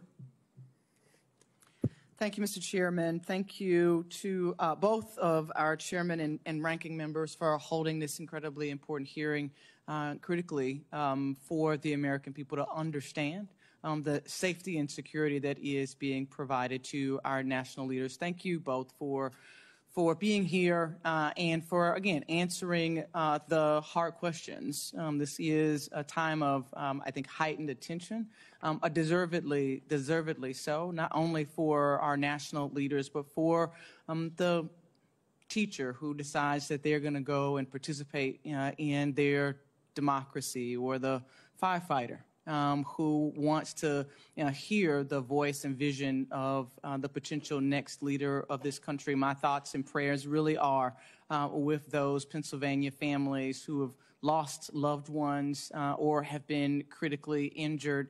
As I offer my questions today, it would be in service to those, to preventing future incidents. But in the one question of looking backward to the event, on the 13th, Director Abate, can you just talk a little bit about how did Mr. Crooks, how was he able to get an AR-15 onto the roof of that building? Does your investigation illuminate anything that we have learned to help to make that point more clear? We don't have definitive evidence yet as to how he got the rifle up there. Based on everything that's been collected thus far, photos, video, eyewitness accounts, we do believe he likely had it in the backpack. Broken down in the backpack? We're still assessing that. Our laboratory has looked at the rifle itself and measured that against the backpack itself. And if placed in this backpack, it would extend outside. It would have been visible. We don't have anyone who observed him with the backpack with a rifle, a barrel, or other part of it sticking out of the backpack. But the rifle would not have fit fully into this backpack to be concealed and whole. We have video that was recently found of the shooter walking in a distance from his car just before 6 p.m., about 5:56, I believe. And based on everything we have, we assess that he returned to his vehicle at that time, got the backpack, and then proceeded back to the area and to the AGR building. And then he's observed, of course, on the roof just minutes later, holding the backpack in front of him. In fact, there's dash cam footage from a police vehicle that shows him briefly traversing the roof with the backpack in front of him. And then it's just minutes after that that he's actually seen by the officer who I described with the rifle on the roof. It's possible that he broke the rifle down, though we don't have conclusive evidence of that, and took it out of the bag on the roof in those moments before and reassembled it there. That's one of the theories we're looking at and working on right now. Thank you for that. You take me right, Acting Director Rowe. Thank you for your years of dedicated service and jumping in a hot time. But you take me right to this point of communication. There's been a lot of conversation about and even in your written and verbal testimony, you have talked a lot about the communication and the disparate nature in which it's happening across the different channels. One sort of foundational question that I have is, are all elements of an event communicated on the same channel? If I lost my kid and I'm at a big rally, are local law enforcement talking on the same channel about me losing my kid that they're talking about a suspicious individual? So when it comes to the locals, they likely have some type of common channel that they work off of in a county or an adjoining municipality. When it comes to the Secret Service, we do have various channels for various agents and our uniformed division officers working specific aspects of that advance. So it's not possible that the delay in communication or the losing of the thread of tracking this individual was sort of lost in the commotion of all of the other communications that could have been, or maybe was sort of separate from the communications channels that were happening. Senator, I can only speak to the Secret Service Sure. Lines of communication, and we did not have anything beyond suspicious person that was communicated to us. Last question really quickly, because I'm out of time, but Acting Director, was there any communication with the Secret Service that was talking directly with the former president's detail? That feels like there's been some question by colleagues about why the call wasn't made to delay the event. Help us understand the communication that either was or was not happening directly with the former president's detail to make the call to delay 10 minutes. We've all been to these events. They never happen on time. But to delay while this was being investigated. So the detail, they were operating on their net, which our security room was monitoring. But again, having information of a suspicious individual, there were other calls that day of individuals that came to the attention of law enforcement, of people that needed medical attention. So it really, that particular, regarding the assailant, that never really rose to a level of we should not put him out there. Had we known that there was a dangerous individual out there, we would never let a protectee go out on stage. Thank you, Mr. Chairman.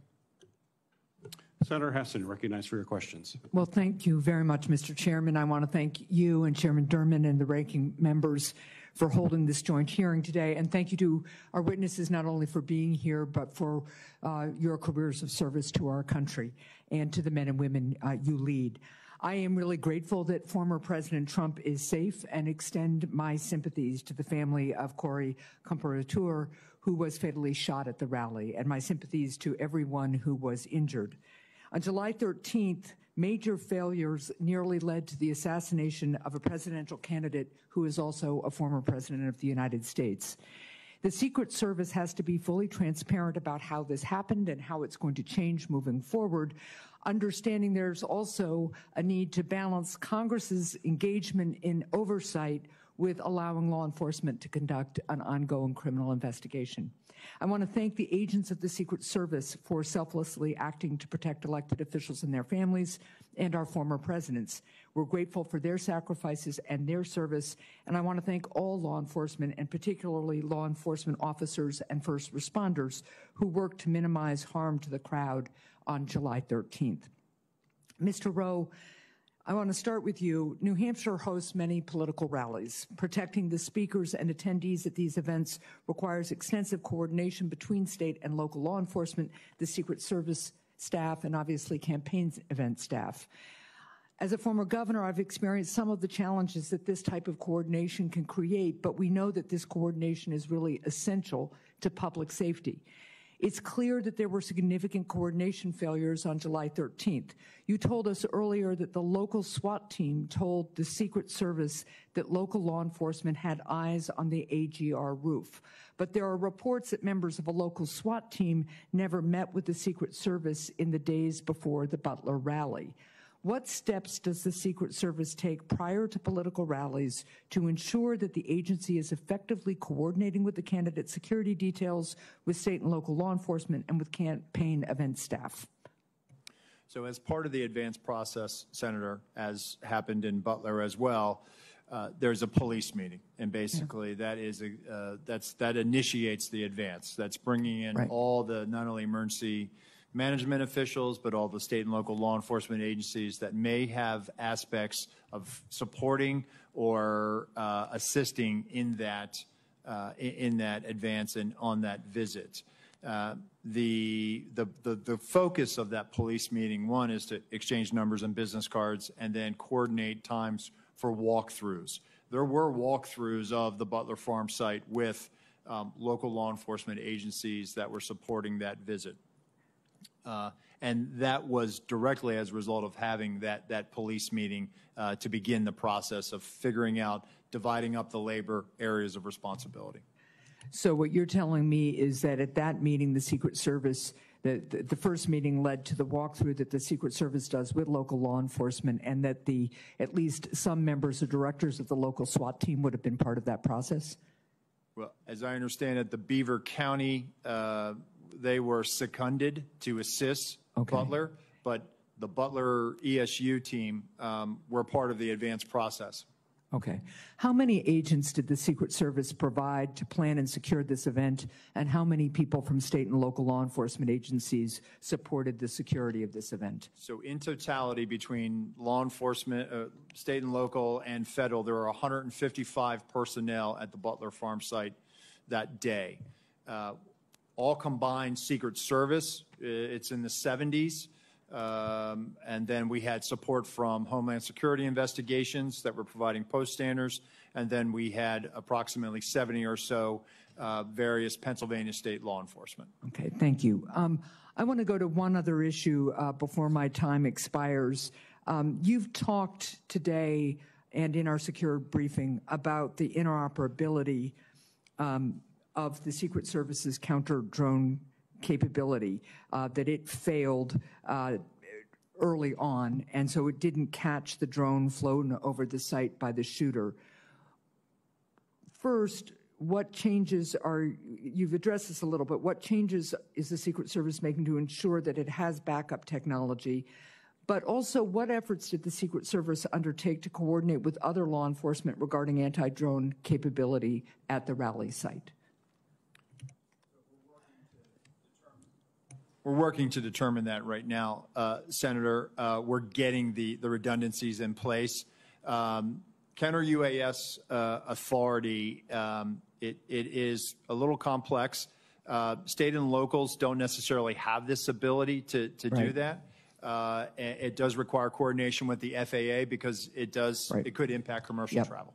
Okay, thank you. And Mr. Chair, I'm just going to follow up, and I think one of the things that you're hearing from a lot of folks, but I'm not sure we're really clear on yet, is how is it that somebody who clearly is arousing concern from law enforcement isn't identified as suspicious, and how is it that that information doesn't get to the president, the former president's detail? So I'll follow up in writing. Thank you.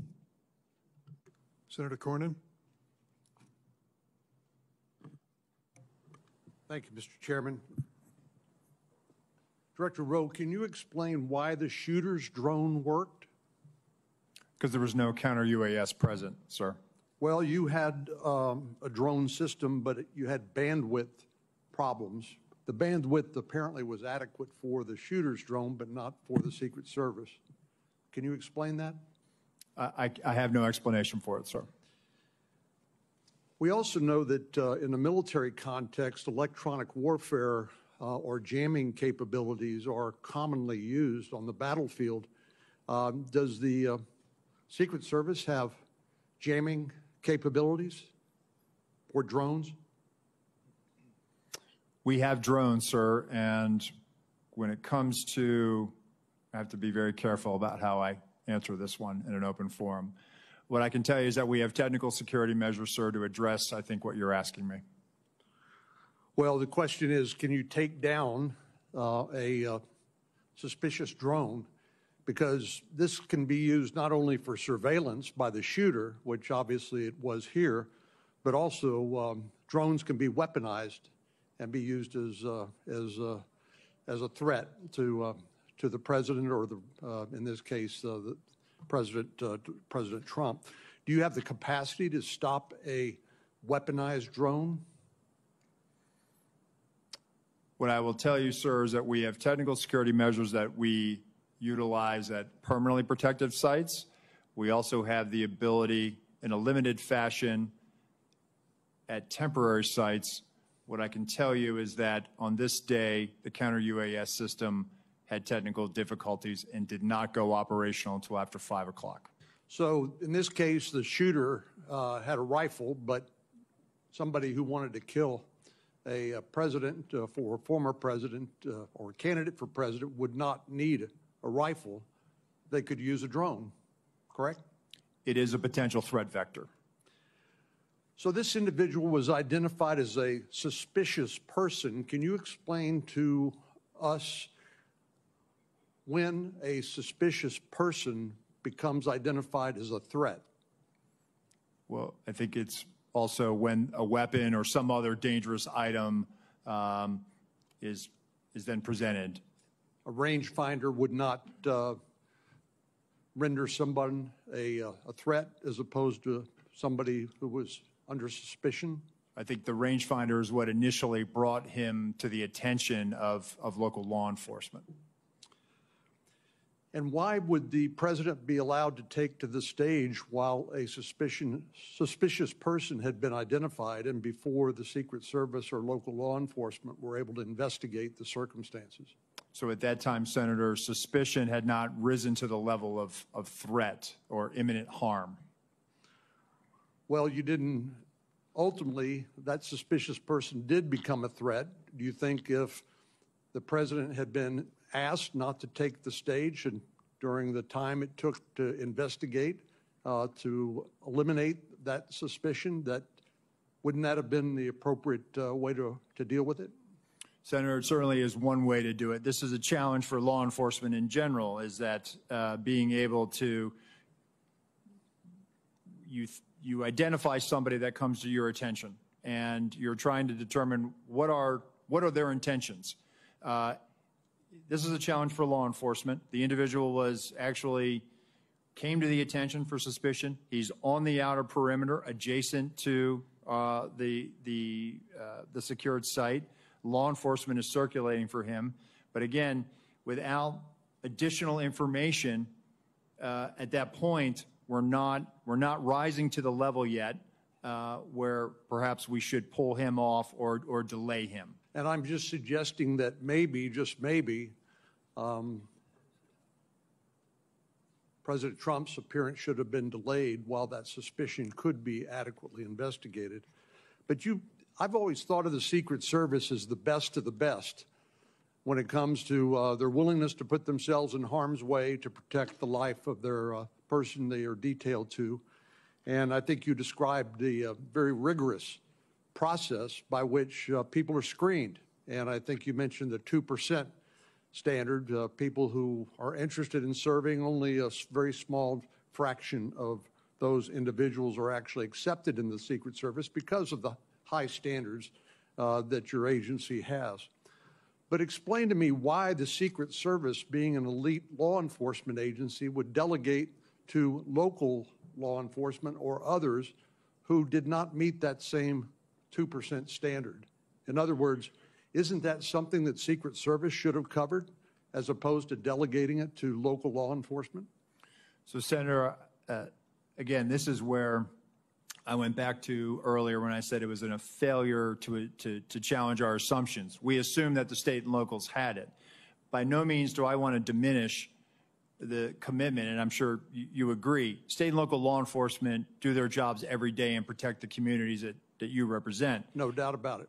So I think what we made an assumption that there was going to be uniformed presence out there, that there would be sufficient eyes to cover that there was going to be counter-sniper teams in the AGR building, and I can assure you that we're not going to make that mistake again. Moving forward, I've directed our Office of Protective Operations that when our counter-snipers are up, their counter-snipers are up, and they're on the roof as well. And we do this all the time with our colleagues in the New York City Police Department when we cover the United Nations General Assembly, and so that is our TTP moving forward. Director Rowe, I would just submit to you that those assumptions can be lethal.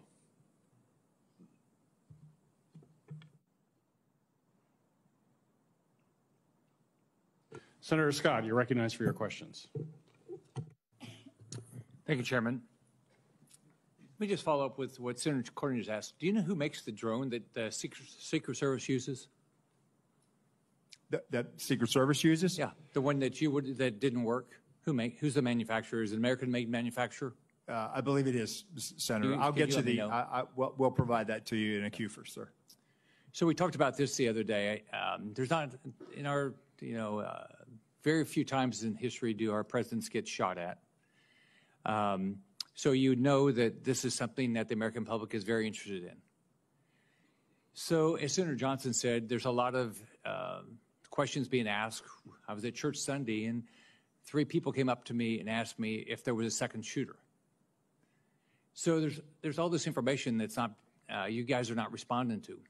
When I was governor of Florida, I had 2 mass shootings. I had the Pulse nightclub shooting. I had the Marjorie Stoneman Douglas shooting, and we did 2 or 3 times a day, local, state, and federal law enforcement, FBI, everybody involved. We answered questions. What I asked you the other day is, why aren't you doing that? What you've allowed, what both of you have allowed, you've allowed the public to assume the negative. And so, which I don't get. I think you should have been doing, and I think you guys should have been doing all along, at least once a day press conferences. I think that you've got to tell the public what's going on. Having a hearing is really nice, but how often are we going to do this? You're clearly not going to do it here for another month and a half. So I asked you the other day, why aren't you doing press conferences, and are you going to commit to doing press conferences? I think what you all said the other day, you're going to ask Secretary Mayorkas and Director Wray if you guys could do those daily press conferences and start giving the public information. And what's the answer? So, Senator, that's why, one, I'm here today. I'm here today to provide information and answer those questions. And we are moving towards doing more frequent releases of information. And we are willing to do that press conference, and once we get through this hearing today, we are going to, in all likelihood, do one this week. Okay, so what's the commitment to the public that you're going to do press conference? I mean, are you going to, it's what, 17 days? I mean, the information, I mean, we are sitting 17 days into this, and I'm getting asked questions that I can't believe are true, but the public believes it's true. So what you all are doing is you're ruining your reputation, you impact the integrity of the federal government. It makes no sense to me. So are you going to commit to, are you going to do it once a month? I mean, both, and the FBI, the same thing, not just you. What did Director Wray say? Did he say you couldn't do it? Senator, if I may jump in here. First, thank you all for your guidance in this regard. And in fact, we haven't done something every day, no doubt about that. But, you know, we're focused from the FBI side on the investigation in part as we laid out here today. We actually, based on your guidance, we did a media engagement, not a stand-up type press conference just yesterday, and laid out in full everything that I've shared here, and even beyond that, just in the interest of time. But we are, because of the intense interest in this and the implications and the national importance, we've literally provided everything through media and through journalists and here, all of the information that we have derived from the investigation thus far. We remain committed to do that in full, answering any and all questions and sharing any and all information we obtain. Do you guys realize the value of going in front of the press and answering all their questions? I mean, you realize that if you don't do it that way, everything gets filtered. You get to put out all the information, and you should be providing. I mean, you should be every day say, this is what we know now. This is like Senator Johnson put together a timeline. You should have put together a timeline. You should immediately put out, this is what we know right now, and this is what we don't know. Like you've said, you don't know how the gun got up there, right? You've said it, but why have that should have been out all along? Say, we're looking at it. It doesn't make any sense. We've done this. We've done this. We've done this. If you do, I mean, I just don't get it. Why what you're doing? You're ruining. I've said this about the FBI.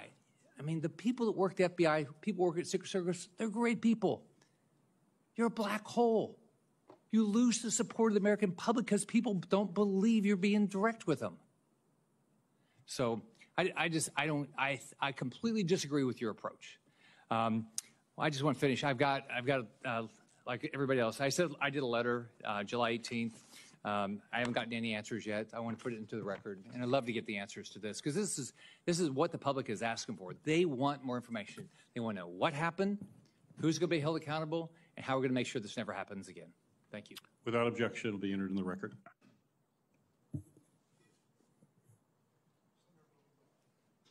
Thanks, Mr. Chairman.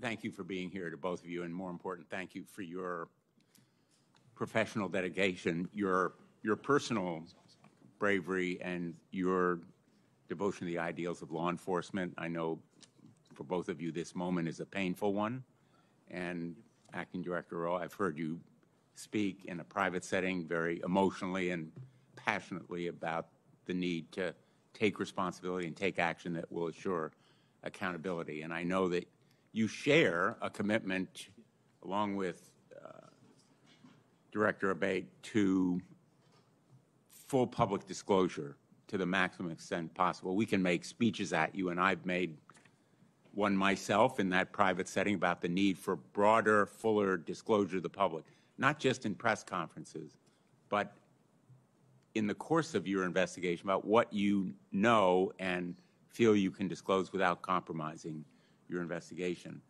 Let me ask you, last week, Senator Peters and Paul, along with Senator Johnson and myself, sent requests to both of your agencies to produce documents. We've only received a handful so far. Can you commit to when we can expect those documents? We will get them to you as quickly as we can, Senator. Well, can we expect them this week? We will work to meet that deadline, sir. And when can we expect all the communications, the text messages that agents have sent to each other? Eventually, all of it is going to come out, as you know. When can we expect all of those documents? We will gather them up and get them to you, Senator. You, I think, took the position as to the local law enforcement responsible for the shooter on the roof, the snipers that were in place, that it was their job to take him out. But ultimately, doesn't the buck stop with the Secret Service? It stops with us, sir, but let me just clarify. The perspective that they had on that roof, when I show you the perspective from what our sniper saw, he's on the downside of that ridged roof. Their perspective from the AGR building, looking out, their area of responsibility, looking left, they should have been able to see. You can see in that photo in Exhibit A, which we will make part of the record and turn over to the committee. He's already crossed over that bridge or the walkway and stepped up onto that roof. I'm not saying that they should have neutralized him, but if they'd have just held their post and looked left, maybe, and there's a lot of maybes there, Senator. A lot of maybes, but somebody needs to be held accountable. And I think Senator Graham hit the nail on the head. We need to know who specifically was responsible for doing what. Who was responsible for saying to former President Trump, sir, it's not safe to go out there yet? Who was responsible for making sure that those local law enforcement were doing their job? Who was responsible for tracking down that suspicious person who fit the profile? 10 to 25 years old, young male. The FBI has warned us about it year after year after year. Director Wray has come before us and said the threat is from domestic extremism. The lone gunman, we're all aware of it in law enforcement. So I think we need individual accountability here, and people need to be held responsible, in fact, lose their jobs, if necessary, to send a message that this massive intelligence and surveillance failure, as well as the enforcement failure, cries out for accountability. Let me just ask, in the short time I have left, what is the nature of the Iran threat?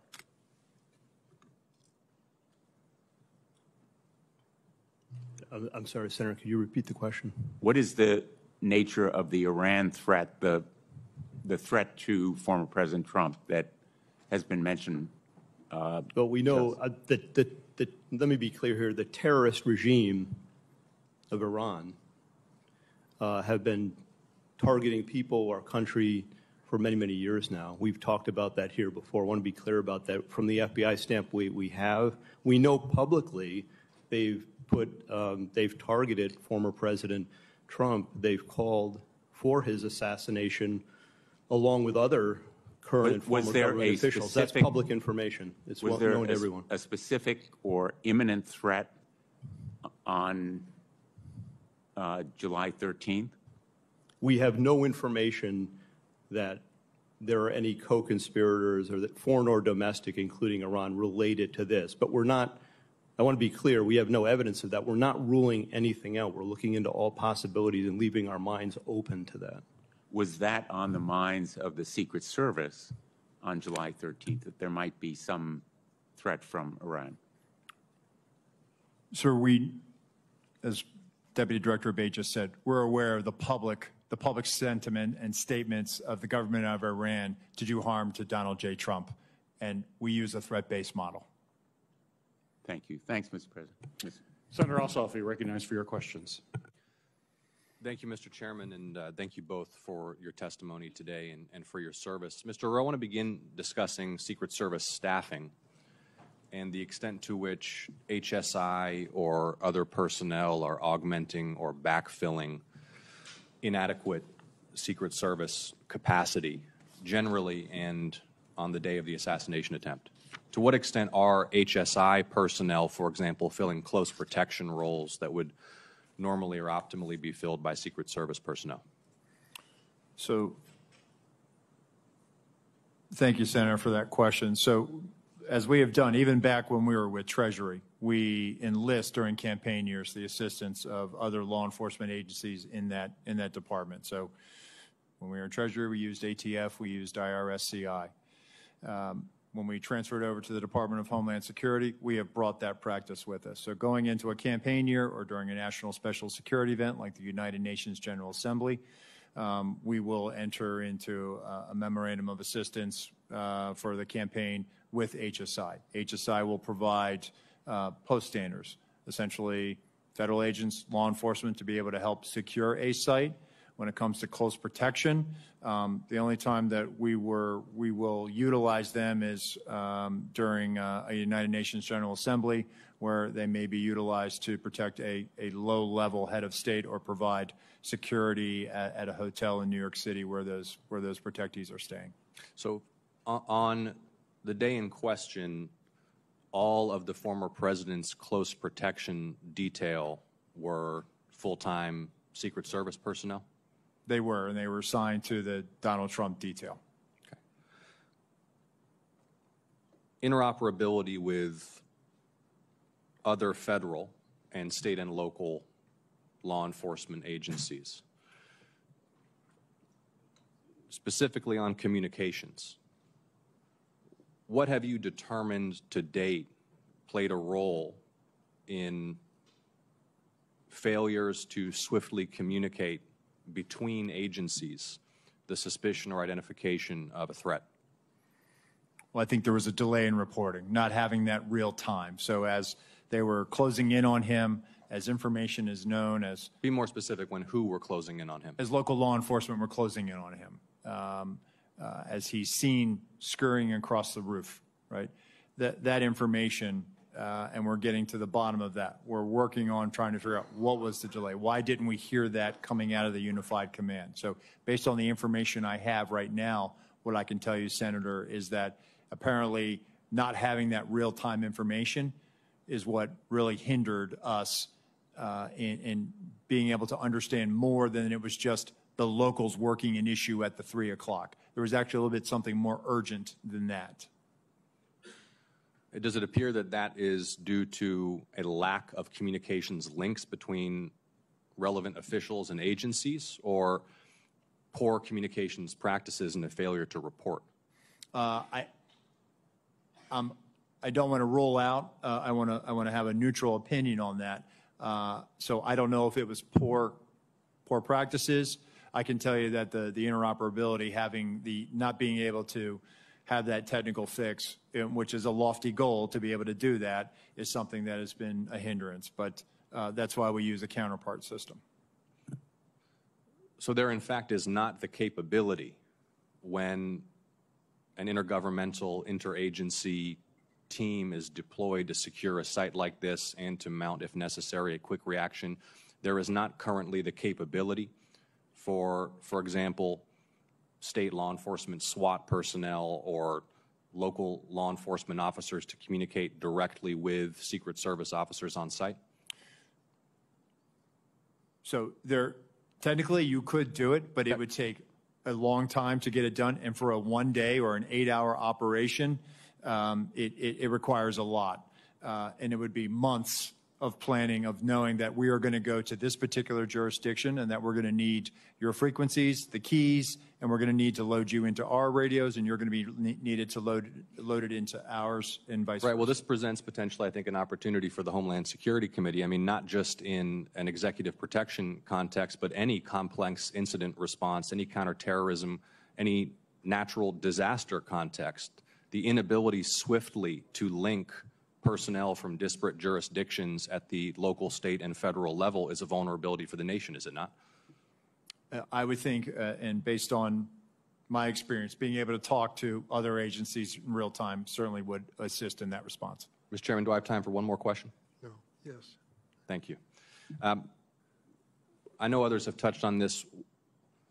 One of the things that's been most baffling to the public has been the failure to fully secure this structure, which even to a layperson's uninformed eye is clearly presents as a site from which an attack on the former president of this event could be mounted. And it had particular characteristics that made it even more of potential value to an attacker. Just walk us through one more time. Is there not an established doctrine or practice or checklist by which such sites are assessed for threat and determine whether or not to be within or without of the security perimeter?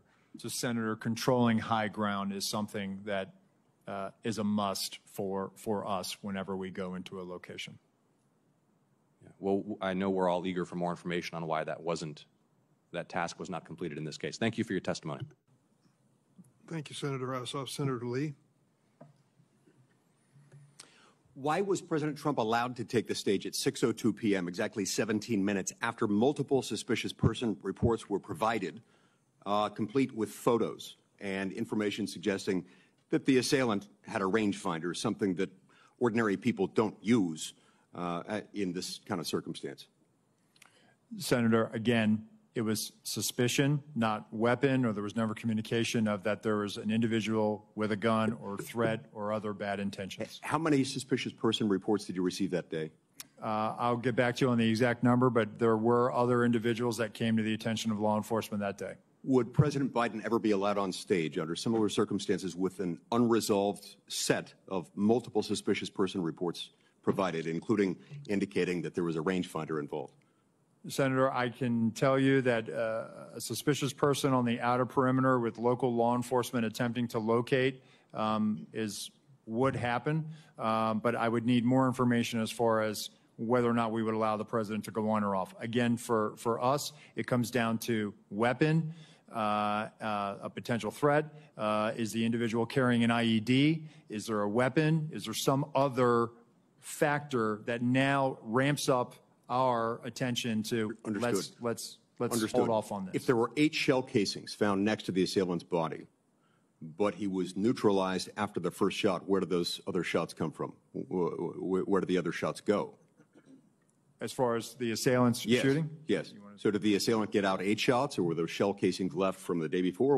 Where did they come from? The shooter, Senator, we believe fired 8 rounds. We had the shooting reconstruction team go out there for a period of days and collect all that. So we have bullet holes, bullet fragmentation, all taken back, and we're still putting together the trajectory and ballistic analysis, although we do have fragments of the bullets, and bullets have been collected in the distance from the shooter's weapon. Gotcha. It's my understanding that there was a sniper team assigned to a window with complete overlook, complete view of the roof, the same rooftop, sloped rooftop where the shots were fired. It's also my understanding, according to some whistleblower accounts, that post was abandoned. What can you tell me about that? Why was it abandoned? So I saw that from the colonel's testimony, sir, and it's something that I've asked, and our mission assurance is getting to the bottom of. And there were two-man counter-sniper teams from the locals that were in that AGR building. And so at some point they just left? That I don't have an answer for you on that, Senator, but it seems to me that if even one of them left, there should have been remaining some additional eyes left in that building. Yep. That seems like something that maybe should be one of the very first questions you address. I'm actually surprised that you don't know that already, and I'd ask that you submit to us in writing what you learn as soon as you learn it. Will you commit to that? Yes, sir. What can you tell me about, well, let me just state this way. Multiple requests were made by Trump's protective detail and by Trump's campaign team to the Secret Service for additional resources. I'm told that those were denied. And as I recall, the Secret Service spokesperson initially denied that such requests were made and denied. Why not tell the truth from the outset? What were they trying to do there? So, Senator, I don't think there was any intention to mislead. Seems like a pretty material fact, doesn't it? I saw that report. Go ahead, Senator. Will you commit to me that you will submit to us in writing what requests were made by whom and to whom and when they were denied? I will, sir. Okay. Look, at the end of the day, we're looking at a situation in which, at a minimum, people knew that this guy had a gun at least 2 minutes before the shooting happened.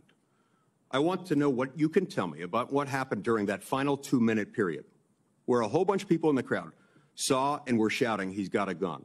During that 2-minute period, perhaps at the beginning of it, the local police started to climb the rooftop, and there was at least 30 seconds after which local police were able to personally observe the shooter with a gun, had the gun pointed at him. What happened during that time period, and why on earth was President Trump not removed from the stage at that moment? So again, Senator, the reason why President Trump was not removed was, again, we did not have anything more than locals working an issue at the 3 o'clock. Wasn't determined as to whether or not it was the same individual or not, and there was no report of the same individual as what? The same suspicious individual. Right, but we've left the category of suspicious individual at that point. You've got a guy with a gun on a rooftop 136 yards away from the stage. You know that he's got a gun at that point. What happened during that time period that did not result in President Trump, his protective detail being notified of that, and him immediately being removed from the situation? Senator, what I will say, and then I'll turn it over to Deputy Director Abate. No information regarding a weapon on the roof was ever passed to our personnel. How is that even possible? Do you want to comment to that? Senator, again, I believe that information, and this is probably something my colleague can expound on, information that was in law enforcement, local law enforcement channels, but did not cross over and make it to Secret Service awareness. Senator, just to clarify the timeline, so the individual was first seen by law enforcement on the roof at about 6:08. We're still working to perfect the timeline based on the radio comms and all that. It wasn't until at 6:11:03 seconds, the officer saw him and called out his arm. That was the first sighting where he had the rifle on the roof. And then and that was relayed to the Secret Service Command Center at that point? My understanding is no, Secret Service, it was not relayed to them. It's a narrower time frame, though. It's probably about maybe up to half a minute between the time he's seen with the rifle and when the shots are fired. But there's still time. At that point, if there were an open channel of communication in which they were able to tell him, he's got a gun, take him out. You could still take President Trump off the stage. You could have him duck. You could have the shooter neutralized. Do you not have a channel of communication by which they can say, gun, take him out? So again, Senator, that information stayed in local channels and did not make it over to Secret Service. Did they not consider that relevant? You're saying that the local police didn't consider that relevant enough to pass along to the Secret Service? Sir, I think that they were in the midst of dealing with a very critical situation, and they articulated that over the radio, as I understand it. However, it was never relayed over to us. Thank you, Senator Lee. Senator Hawley. Thank you, Mr. Chairman. Director Rowe, can you put your first poster, your first demonstrative back up? Please put A up, please.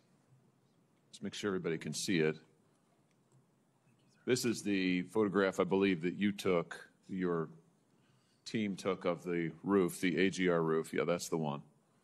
Okay, so from this vantage point, as the law enforcement who are in those windows, as they look left, they should be able to see the shooter clearly there on the AGR second floor roof. My question is, why is there not a Secret Service counter sniper on that roof? So, Senator, we're when we post up, our methodology is to look at things that can see in on our protectees, so that they can provide that coverage. But why is there not a Secret Service counter sniper there with clear line of sight? That roof has a clear line of sight to the former president. Why didn't you put a Secret Service counter sniper there? the Secret Service's counter-sniper role is to neutralize those threats that are looking in on us from where the protectee is, not necessarily You think maybe you might want to revise that protocol in light of what happened here? They were protecting the principal, and I think the principal got shot. I understand that, sir. So do you think you might want to revise the protocol? Let me ask you this. Who was the lead site agent who made the decision to leave the AGR building completely outside of the security perimeter? Who was that? Senator, I cannot give you that name. This person is operational. They're still doing investigations. They're still doing protective visits. Have they been relieved of duty? Senator, they have not been relieved of duty. I know their name, by the way. Why have they not been relieved of duty? They are still cooperating, not only being interviewed by the FBI, but also by our Office of Professional Responsibility. And we will let the facts of the mission assurance and any further investigations play out. Isn't the fact that a former president was shot, that a good American is dead, that other Americans were critically wounded, isn't that enough mission failure for you to say that the person who decided that that building should not be in the security perimeter probably ought to be stepped down? Senator, I think you're using the word decided, and I think we need to allow the investigation play out to include. Who did make the decision then? If it wasn't the lead site agent, who made the decision not to put that in the security perimeter? Senator, you're zeroing in on one particular agent. I want to find out exactly what was the entire decision process. So I think I want to be neutral and make sure that we get to the bottom of it and interview everybody in order to determine if there was more than one person who perhaps exercised bad judgment. Well, sure. My question is, why don't you relieve everybody of duty who made bad judgment? So, yeah, you're right. I am zeroing in on somebody. I'm trying to find somebody who's accountable here. And you're telling me that the person who made the decision not to include this in the perimeter has not been relieved of duty. What about the person who's in charge of the interoperability of radio frequencies between local law enforcement and Secret Service? Has that person been relieved of duty? No, Senator, because interoperability is a challenge, is a greater challenge than just one person. On that day, we had a counterpart system. It failed As the person who made the decision to send Donald Trump onto stage knowing that you had a security situation, has that person been relieved of duty? No, sir, they haven't. Has the person who decided not to pull the former president off of stage when you knew that, in your words, the locals were working a serious security situation, has that person been relieved of duty? No, sir. Again, I refer you back to my original answer that we are investigating this through a mission assurance. And as opposed to zeroing in on one, what more do you need to investigate to know exactly what the decision-making process was? What more do you need to investigate to know that there were critical enough failures that some individuals ought to be held accountable? I mean, what more do you need to know? What I need to know is exactly what happened, and I need my investigators to do their job. And I cannot. A lot of people didn't do their jobs. I cannot put my thumb on the scale. Otherwise, what do you mean put your thumb on the scale? You're asking me, Senator, to completely make a rush to judgment about somebody failing. I acknowledge this was a failure of the Secret Service. Is it not prima facie that somebody has failed? A former president was shot. Sir, this could have been our Texas school book depository. I have lost sleep over that for the last 17 days, just like you have. Fire somebody to hold them accountable. I will tell you, Senator, that I will not rush to judgment, that people will be held accountable, and I will do so with integrity and not rush to judgment and put people unfairly persecuted. Unfairly persecuted? Unfairly, we've got people who are we dead. have to be able to have a proper investigation into this, Senator. You said earlier that you've got to make sure that your protocols are followed, and unless there's a protocol violation, people wouldn't be disciplined. I would just say to you, I don't really care that much about your protocols. I think if your protocols don't provide for the fact that when a former president is shot, when an American is killed, when other rally-goers, innocent people who just showed up on the day, when they are shot at and critically wounded, if that isn't a protocol violation prima facie, you should revise your protocols. Senator, I think this is where you and I agree. This was a failure, and we will get to the bottom of it. Well, I hope you're going to do something about it. Let me ask you something else. The Real Clear Politics reports this morning that you were directly involved in denying additional security resources and personnel, including counter-snipers, not just to this event, but over the last 2 years, that President Trump's team repeatedly asked for these additional resources, and you personally were involved in denying them. Is that true? Senator, as I stated earlier, that is not true. So you never denied any resources to former President Trump's team? No, not me. No, sir. And you weren't involved in any of that? You were never involved in the decision-making? No, sir, I was not. Let me ask you just one or two other things here quickly. Well, whistleblowers tell me that, in fact, law enforcement were stationed to be on that roof and that law enforcement abandoned their post because it was too hot. Is that accurate? Senator, I have heard that as well. Again, they posted up inside. And I think moving forward, as I said earlier, we're going to ensure that state and local counter snipers are on roofs. But do you know if someone was supposed to be on the roof? Do you know if someone was in fact? That's what the whistleblowers tells me. That may or may not be accurate. Do you know that to be the fact? Was somebody posted to the roof, local law enforcement or whomever? I do not know that to be a fact. Well, can I ask you why you don't know that? Again, Senator, we are looking at this, and they should have been on that roof. And the fact that they were in the building is something that I'm still trying to understand. I just want to express my frustration, Director, that 17 days or whatever it's been, that whistleblowers are telling us more than you are, and you don't know, you haven't ascertained if there was supposed to be law enforcement on the roof. That seems like a pretty basic fact. I'm also told that local law enforcement suppliers offered the Secret Service drones, and you declined them. Is that true? So, Senator, one, I've been very transparent and forthcoming. Your agency has not been transparent and forthcoming, so please, let's not go there. I have been forthcoming, sir. That remains to be seen. You've been on the job a few days. So far, you've fired nobody. Now, the drones. Thank you, Were Senator. you offered drones? Senator Hawley. So there was an offer to fly a drone on that day. And why did you deny it? Again, I think the ability of local law enforcement to provide an asset, we probably should have taken them up on it if it was offered. Senator Cruz. Thank you, Mr. Chairman. Mr. Rowe, thank you for being here. I agree with what you said at the outset, that the individual Secret Service agents demonstrated remarkable personal courage, putting their bodies in between the line of sight of the shooter and the president. That being said, the bravery of the line agents is quite different from the decisions of Secret Service leadership. Secret Service leadership committed catastrophic security failures, indeed the worst security failures for the Secret Service since 1981, since the attempted assassination of President Ronald Reagan. It is incumbent upon this committee to determine why those security failures happened. Just after the shooting, Secret Service put out an official statement from your spokesperson that says there's an untrue assertion that a member of the former president's team requested additional security resources and that those were rebuffed. This is absolutely false. In fact, we added protective resources and technology and capabilities as part of the increased campaign travel tempo.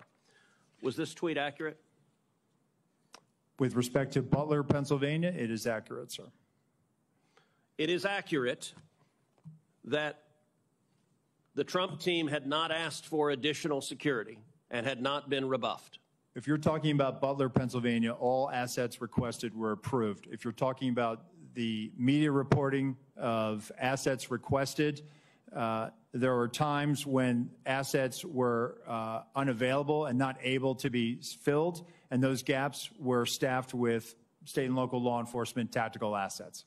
So I'm reading from the Washington Post, July 20th, 2024. Secret Service said to have denied requests for more security at Trump events. The opening paragraph, top officials of the U.S. Secret Service repeatedly denied requests for additional resources and personnel sought by Donald Trump's security detail in the 2 years leading up to his attempted assassination, according to 4 people familiar with the requests. Is that right, that repeatedly the Trump detail asked for more resources and repeatedly Secret Service leadership turned that down?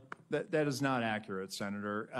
Assets are requested. There's a process that is made. And how many requests did the Trump team or the Trump detail ask for? I can get you that number in a queue. You don't know now. So I can speak to the ones that reported in the Washington Post, and we can go through them if you like. But you don't know how many requests there were.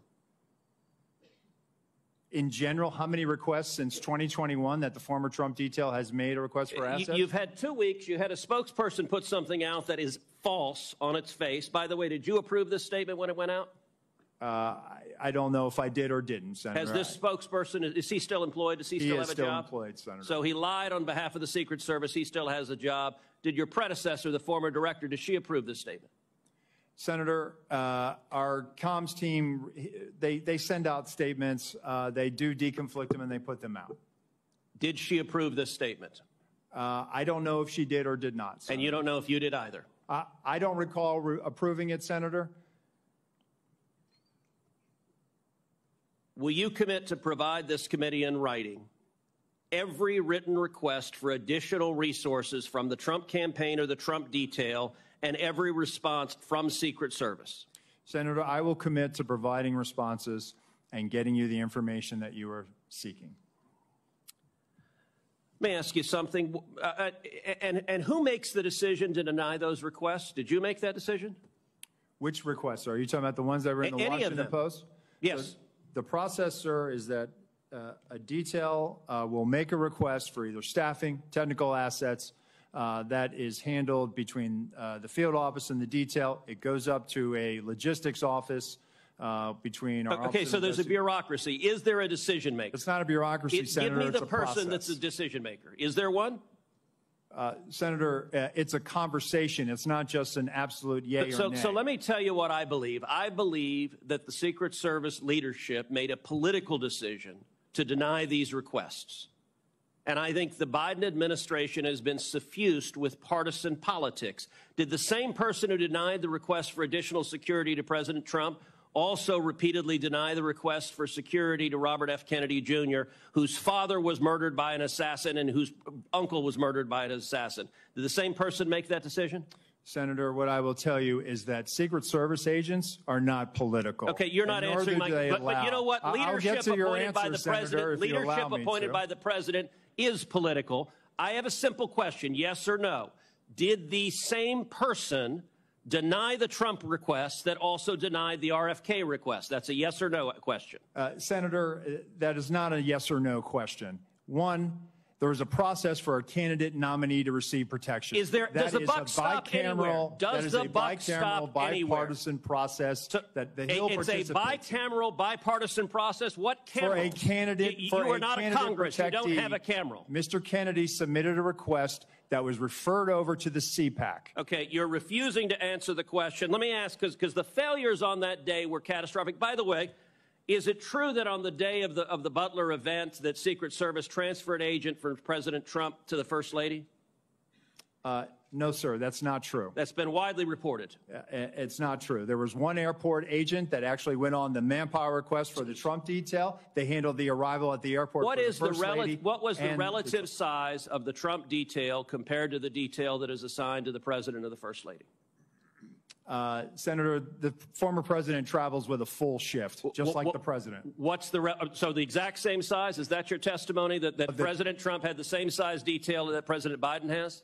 On the day of in Butler, the agents surrounding him, it is the same number of agents surrounding the president today. There is a difference between a sitting president who also not only Hold on, you're using president in a way that is not clear. Is it your testimony that in Butler, Pennsylvania, Donald Trump had the same number of agents protecting him that Joe Biden has at a comparable event? I'm telling you the shift, the close protection shift surrounding. That's what you asked me, Senator, and I'm trying to answer it. You are not answering it. Is it the same number of agents or not?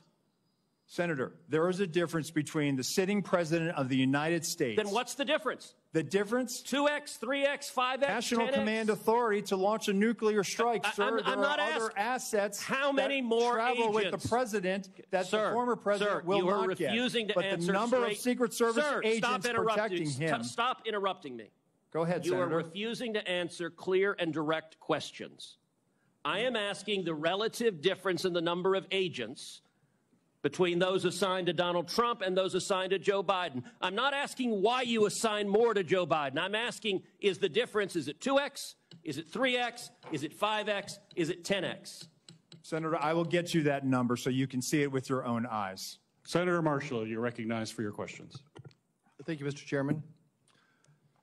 Director Rowe, there was probably 10 buildings within sniper range of President Trump on that afternoon. Why was the building being used by the sniper not in the security zone? That's a question that I've asked, Senator. There was a decision that we were going to construct the site and it was going to maintain within the Butler Farm site, Butler Farm Show site. That that building, that AGR, was right on the curtilage of our outer perimeter. And it's something that I, again, having been there and walked it, I had a hard time understanding. So there's no protocol that says anything within 300, 500 yards, direct line of the president, should be in or out of the security zone. There's not a protocol that describes that. So, Senator, what we try to do is we try to either control the high ground or mitigate line of sight concerns. Okay. You've stated that on multiple occasions, President Trump's team was denied more of a detail, more assets. Who denies that? Who is the person that denies that, generally speaking?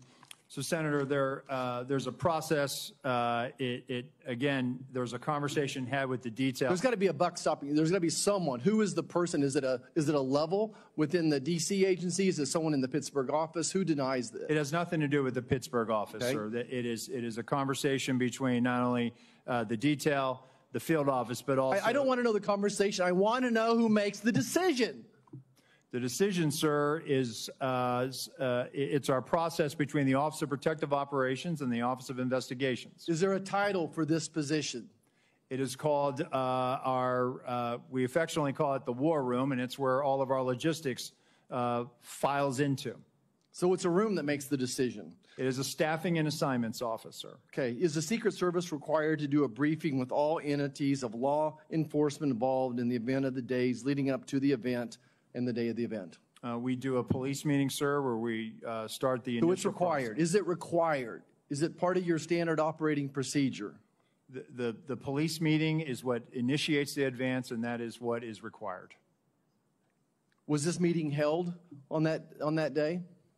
The police meeting took place on the days prior to that.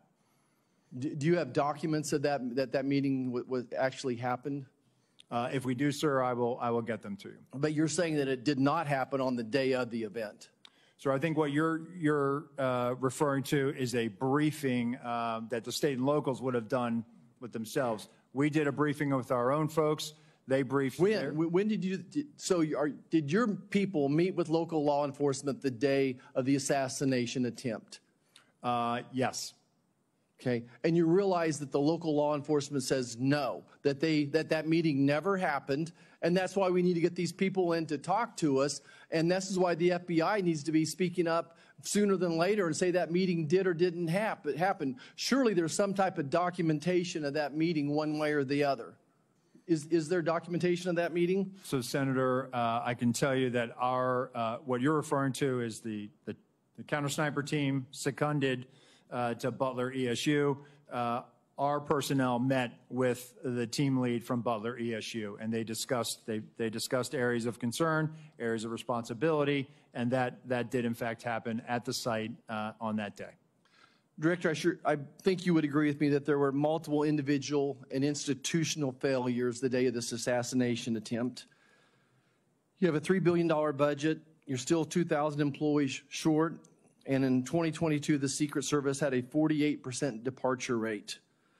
That tells me you either have a cultural problem or just gross incompetence. Which one is it? So, Senator, I would challenge that 48% departure rate. Let me get you some statistics that we have. It is not 48%. But go back to the multiple failures that we saw on an individual basis as long as systemic. I think it proves that